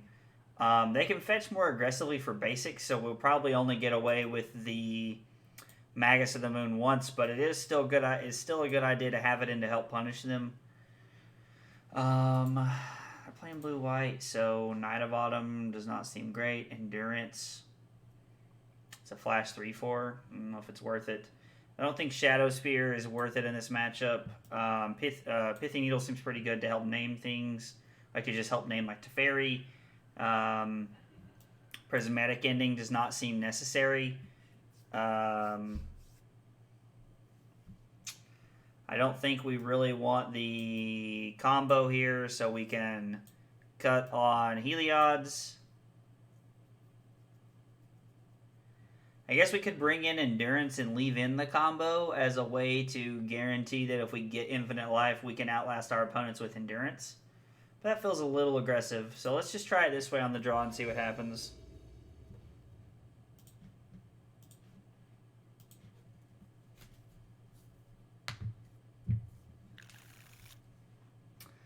I mean, I could keep this and fetch for red-white here, but it feels extremely greedy.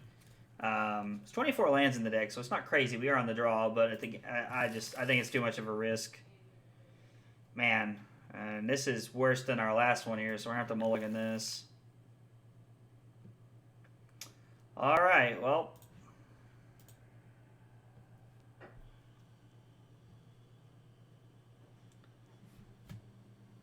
I guess let's put those on the bottom. See what we can do here. This does not feel great either. Our 5 is not very good. We have yet to have... Well, our first 2 hands only had 1 land.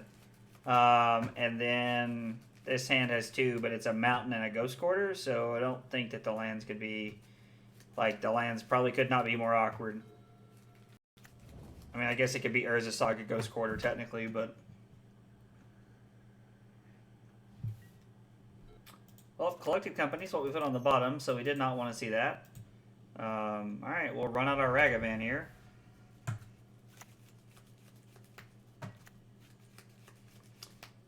Fetches for basic planes. Prismatic Ending, okay.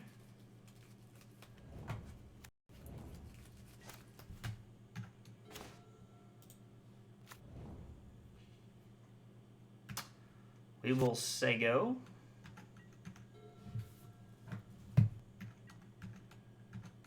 Our opponent does not have another land. Interesting. Please hit a land. Well, we're in the same boat our opponent is here.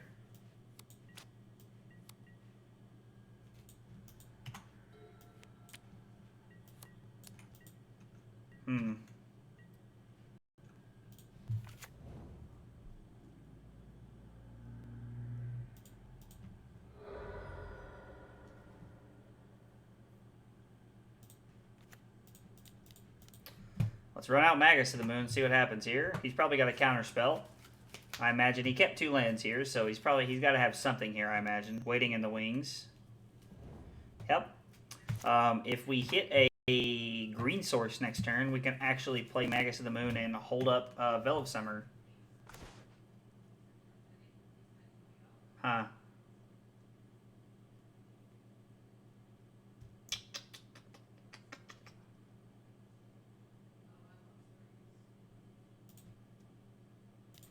Let's just run it out and see what happens here. Okay.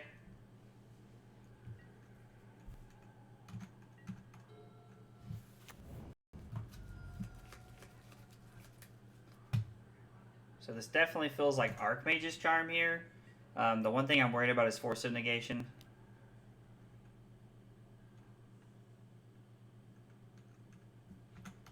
Sure. Okay.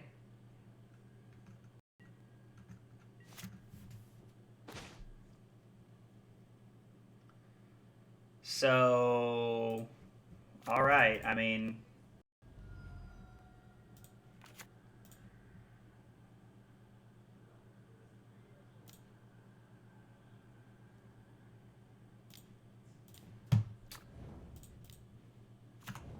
they have to have a Plains here to be able to cast. Well, actually, they can't cast Supreme Verdict at all.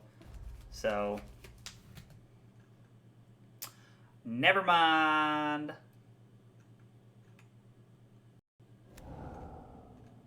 Okay. Solitude for Magus of the Moon's pretty solid. Prismatic ending the bird.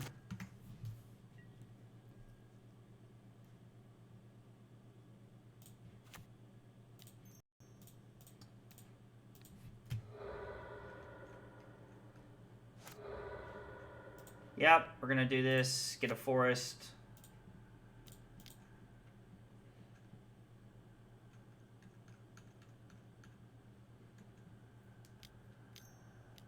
I can't even interact with this because of I was not thinking about Teferi right there.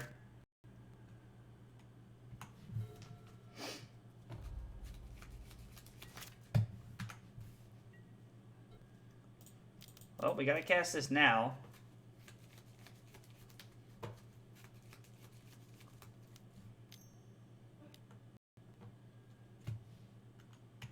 Okay. I mean, we're running our opponent out of cards, and we still have another Collected Company here, so...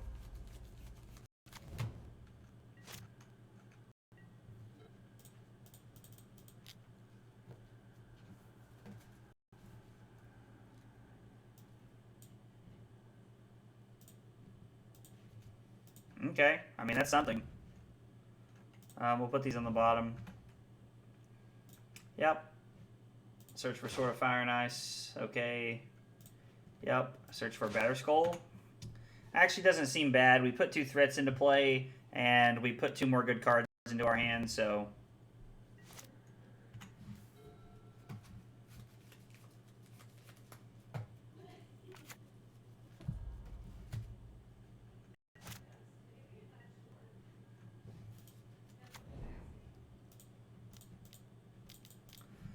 Let's run out Batterskull, see what happens here.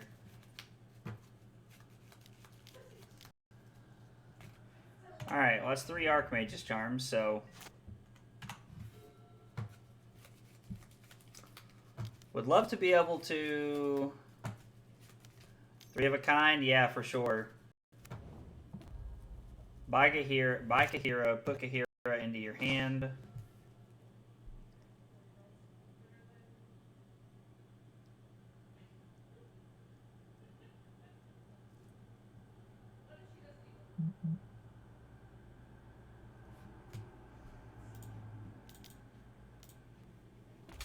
Run out Spike Feeder.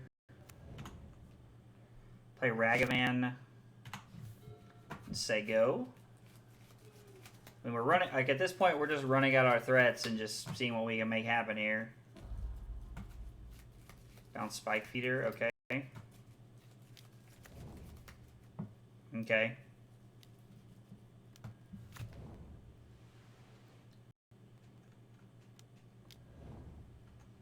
Alright, well, that was a pretty good turn for our opponent.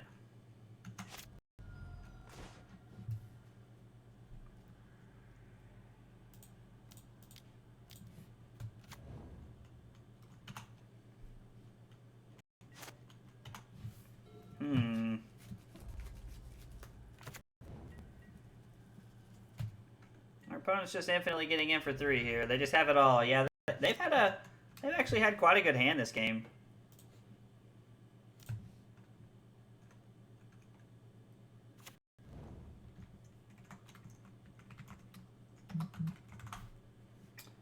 Name Teferi Time Raveler. We don't want anything ticking down here. I'm going to see if they actually use their Castle Vantress. They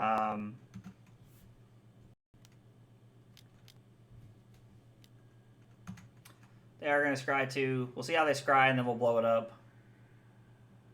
One card top, one card bottom.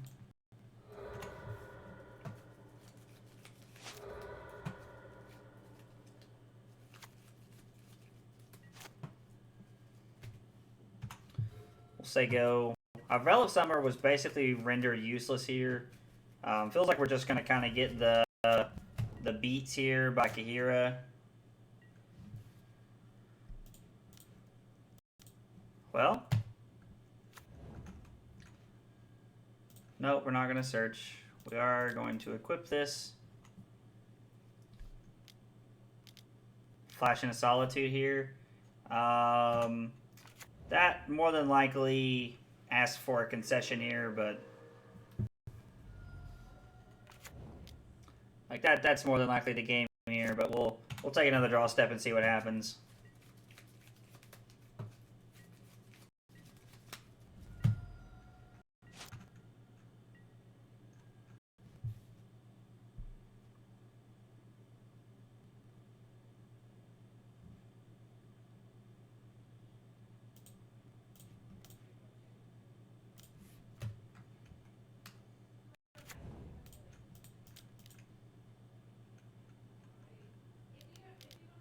Do you have another one? All right.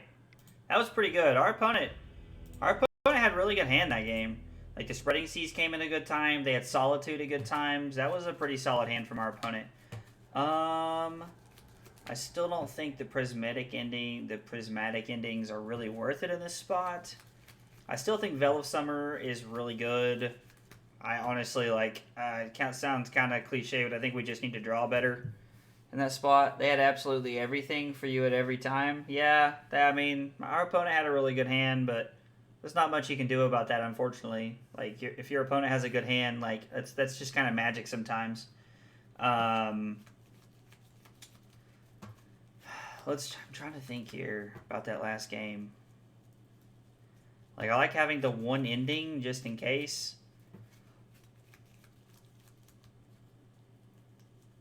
Yeah, I don't think we really want anything else. Like, I think, again, I go back to the statement. I think we just need to draw better. Like,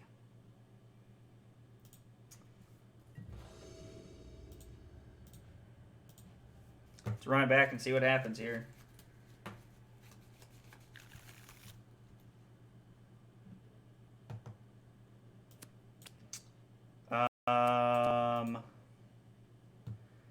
I like this hand. I think we're going to keep it.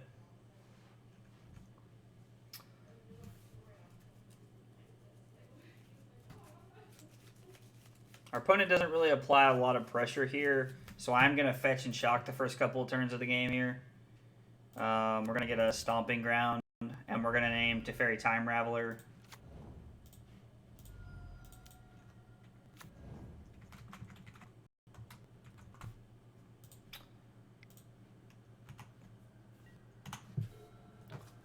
And then next turn, we'll get a Temple Garden and slam Voice of Resurgence, which is a really good card because it makes our opponent like play at sorcery speed or makes them give us cards.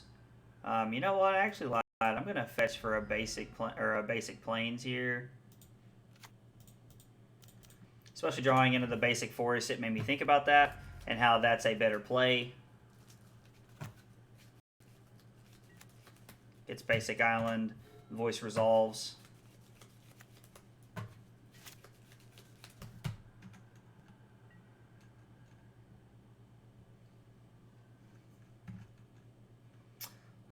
We're gonna attack for 2.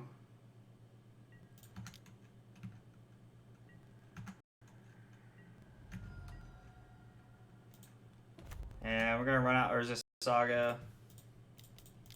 Now they probably just have a counter spell here, but if they do, they give us a token.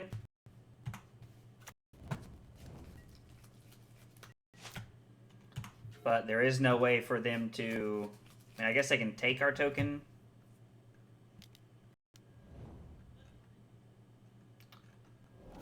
They I choose to draw 2 cards and then exile our voice.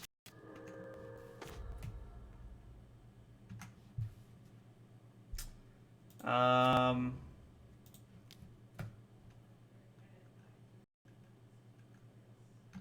actually just going to attack for 1 here, and then I'm going to activate Urza Saga on their turn, and then I'm going to activate Urza Saga during my draw step, depending on what I draw. It's like if they do have a filter land here, they can kind of blow us out again with the...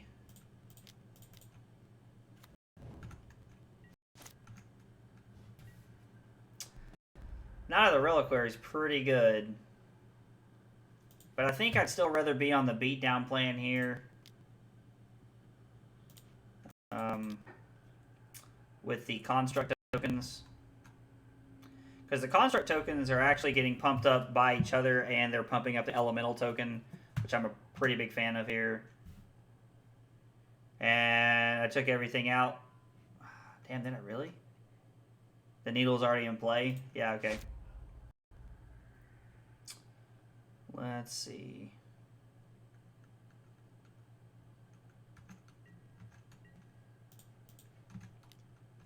Let's attack for 6. Alright, our opponent goes to 9. We're going to play the Ghost Quarter in case we need to actually hit something here. Wow.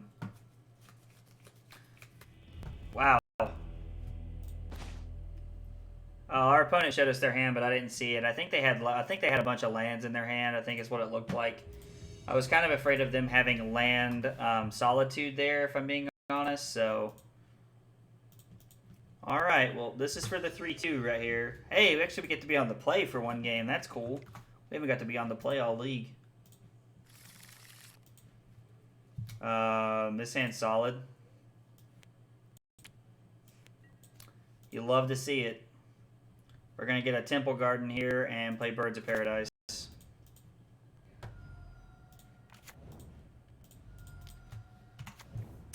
And we'll say go. Hopefully they don't have like a push or a bolt or an ending or something here.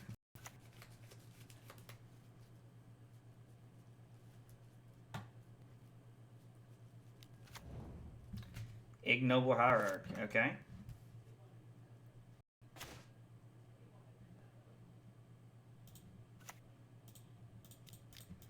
Green, white. Play a 3-3, say go.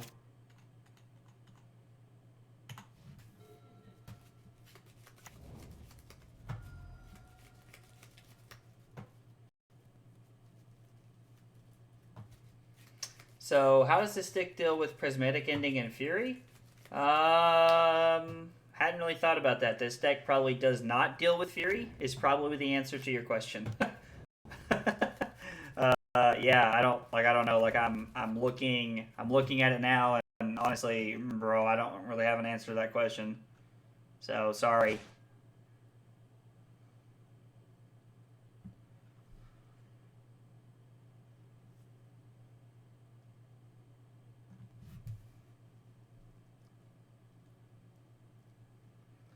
I didn't think it had one either. Yeah, Fury just kind of wrecks this deck.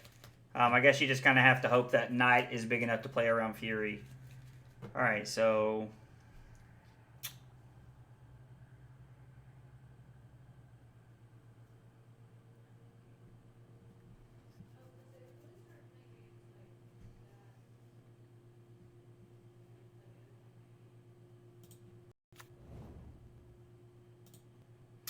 Alright, so we go green-white from here, play Voice of Resurgence, we float a red, we Ghost Quarter the mountain, and we get a basic forest, so then we have green-red floating, then we use Naya the Reliquary to get rid of the forest to get a fetch land, which gets us another land, which allows us to play Sword of Fire and Ice, I can't talk. And then we can just start picking up the board.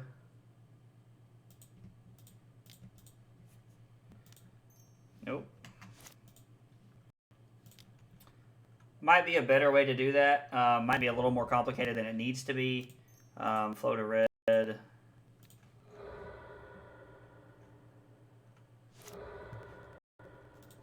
Yep.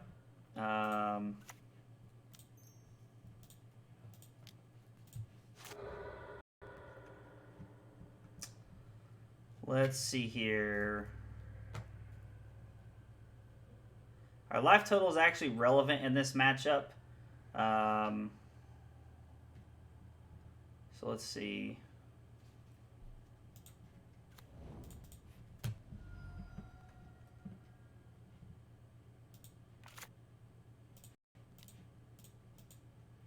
All right, run out Sword of Fire and Ice. Now, Fire and Ice doesn't really help us in this spot.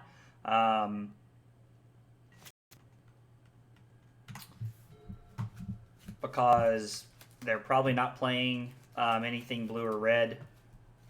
I mean, I can only assume that with Ignoble Hierarch and Yawgmoth that they're on the Yawgmoth deck. So hopefully Sword of Fire and Ice can help us start picking off stuff. We'll bring in our Prismatic Endings here, and we'll bring in... And we have Pithing Needle in our deck. So maybe I should have gotten Urza Saga off of the Knight of the Reliquary there to run out the Sword of Fire and Ice. That would have probably have actually been a better play. Now, it may not be enough.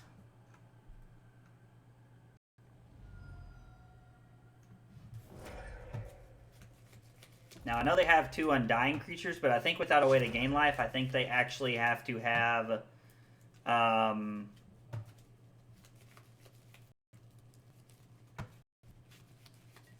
I think you're just hosed now. They have to have like twice my life total to be able to kill this stuff, I think. So, I mean, I could be wrong, but I don't...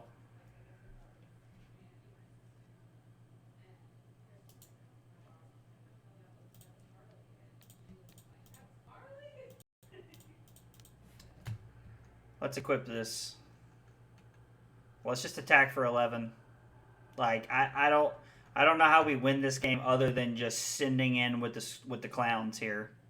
So...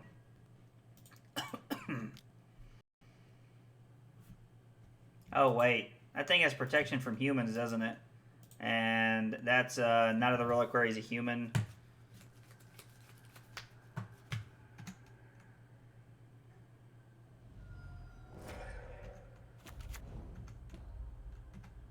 Okay. Okay. Alright. Well, I mean, we might just be dead. I don't really know enough about this Yawgmoth deck. I know that when I'm playing Burn, I'm just always killing all their stuff, so it's never relevant. But it's very possible I'm just dead here.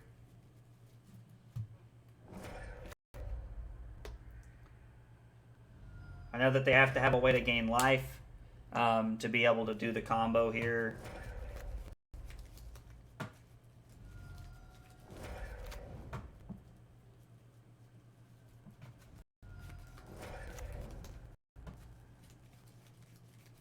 Like right now, they just have a way to draw a bunch of cards.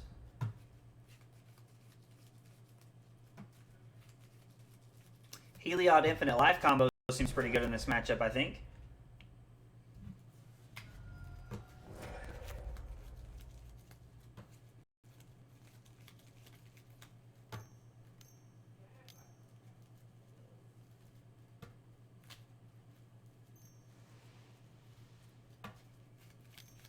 Is this something that allows you to win the game? Eldritch Evolution?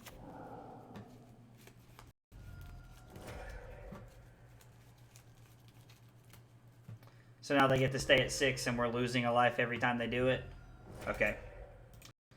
Alrighty. That's all we need to see. Okay.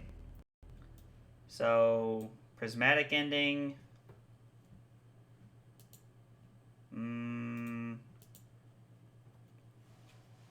I don't think Pro, Black, or Red is good enough. Non-basic lands are mountains. I mean, I know they play a lot of mana dorks, but it will help us shut them off some of their mana. Chalice of the Void doesn't really seem worth in this spot. Night of Autumn also does not seem worth. Fell of Summer, Endurance, not really. So this is what we're going to bring in. Sword of Fire and Ice seems medium at best. Shadow Spear seems decent to give us trample in this situation. I guess we can cut a Stoneforge Mystic with it.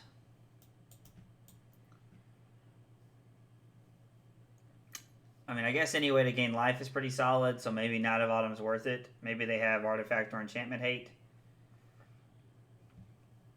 Yeah, I don't know. Let's try it like this and see what happens.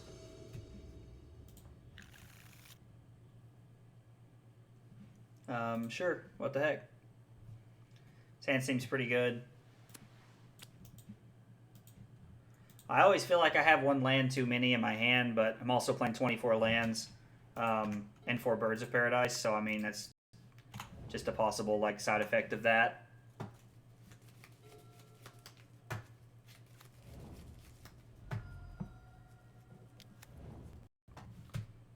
They also play Birds of Paradise.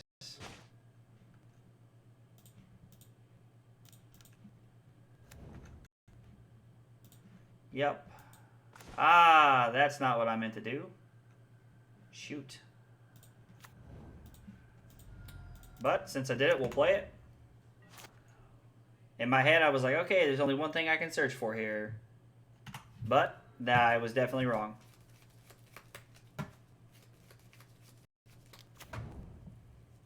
Okay.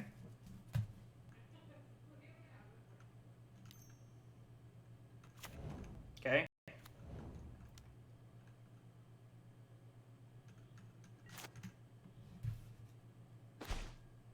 Well.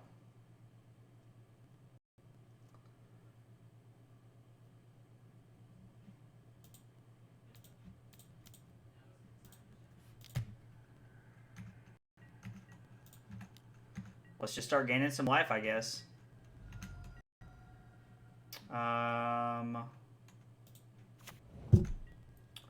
We'll run out the Arid Mesa here. We'll get a Temple Garden off the Arid Mesa.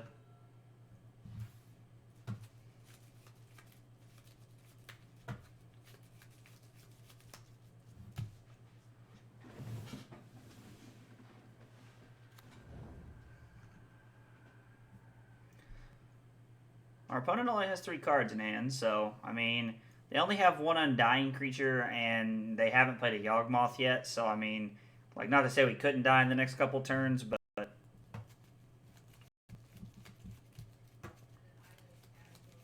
feel a lot better if we could find, like, a Pithing Needle or a Prismatic Ending. Trying to think of what cards do we want to see here. Magus of the Moon would be pretty good.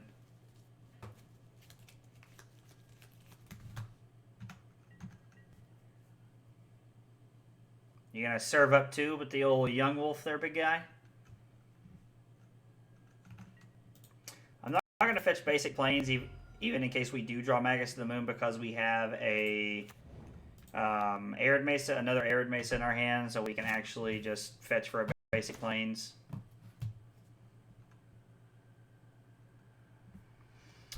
So let's see here. They can Chord for 3.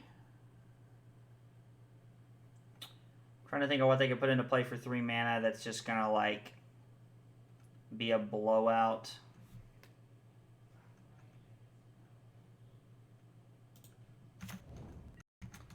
We're just gonna attack. Having our life total high is definitely a good thing.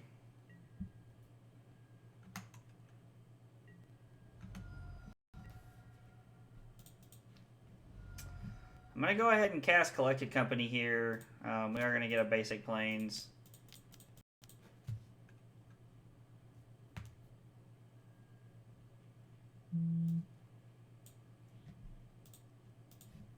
Well, that feels pretty good.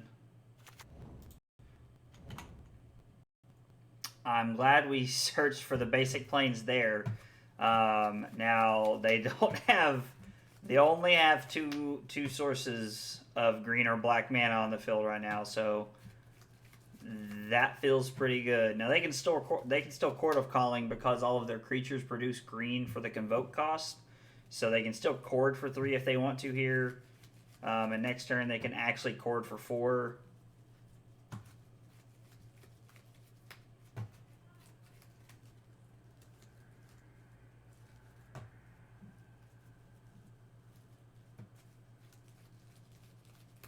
I think our opponent's debating if they can get out of this.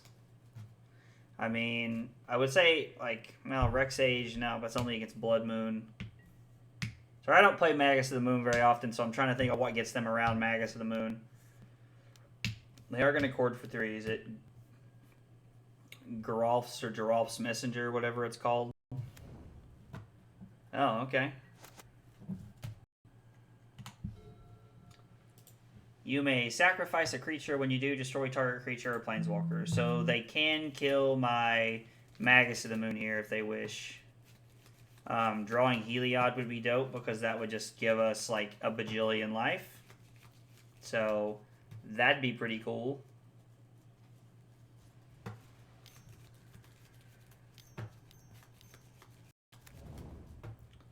Okay.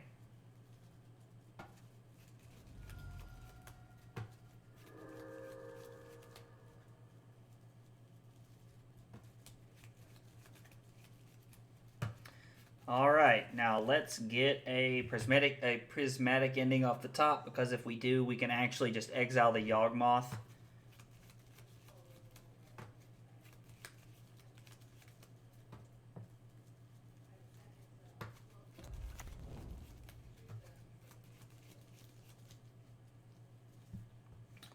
What does that say? Black creature token. Okay, so you're going to kill my Magus of the Moon? Sure.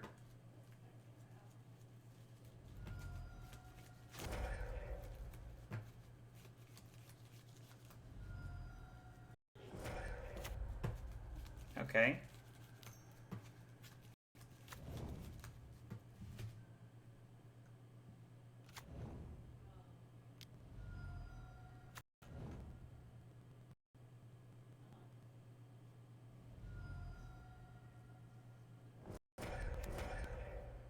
Okay.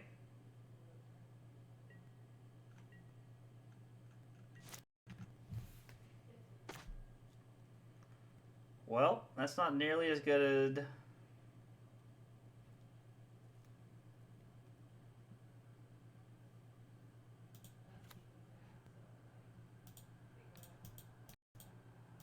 Let's equip it.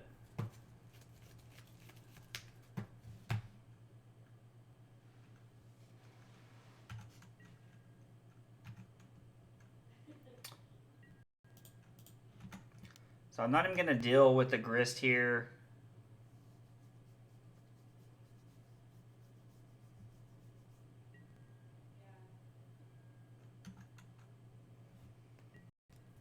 Alright, our opponent goes to 4 now. It's not like they don't have things that win them the game here. Like, Collected Company probably wins them the game. I don't even know if this deck plays... Do they play Collected Company? Does anybody know? I don't even know if they play Collected Company in this deck. But, like, the 2-drop that they just played against this last game wins the game here.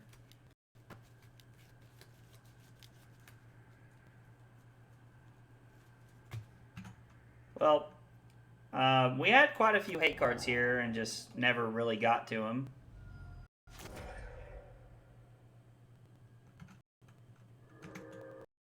Probably not because Yawgmoth is a 4. Yeah, that's fair. That's fair.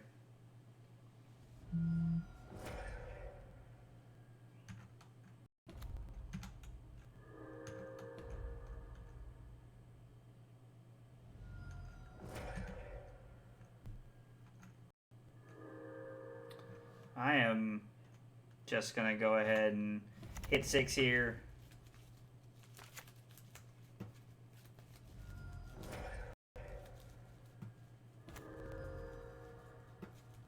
I think I'm dead, but I'm going to make him do it.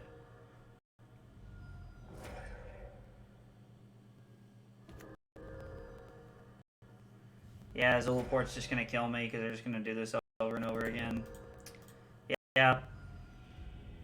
Well, 2 and 3 wasn't exactly the ideal finish, especially against a matchup that I feel like we have a few good cards against. Like, I feel like Magus of the Moon like really took them off of black mana in that spot, and I feel like Pithing Needle is really good Prismatic Ending is really solid. So I feel like we had some pretty good cards there, and we just didn't find them as part of it.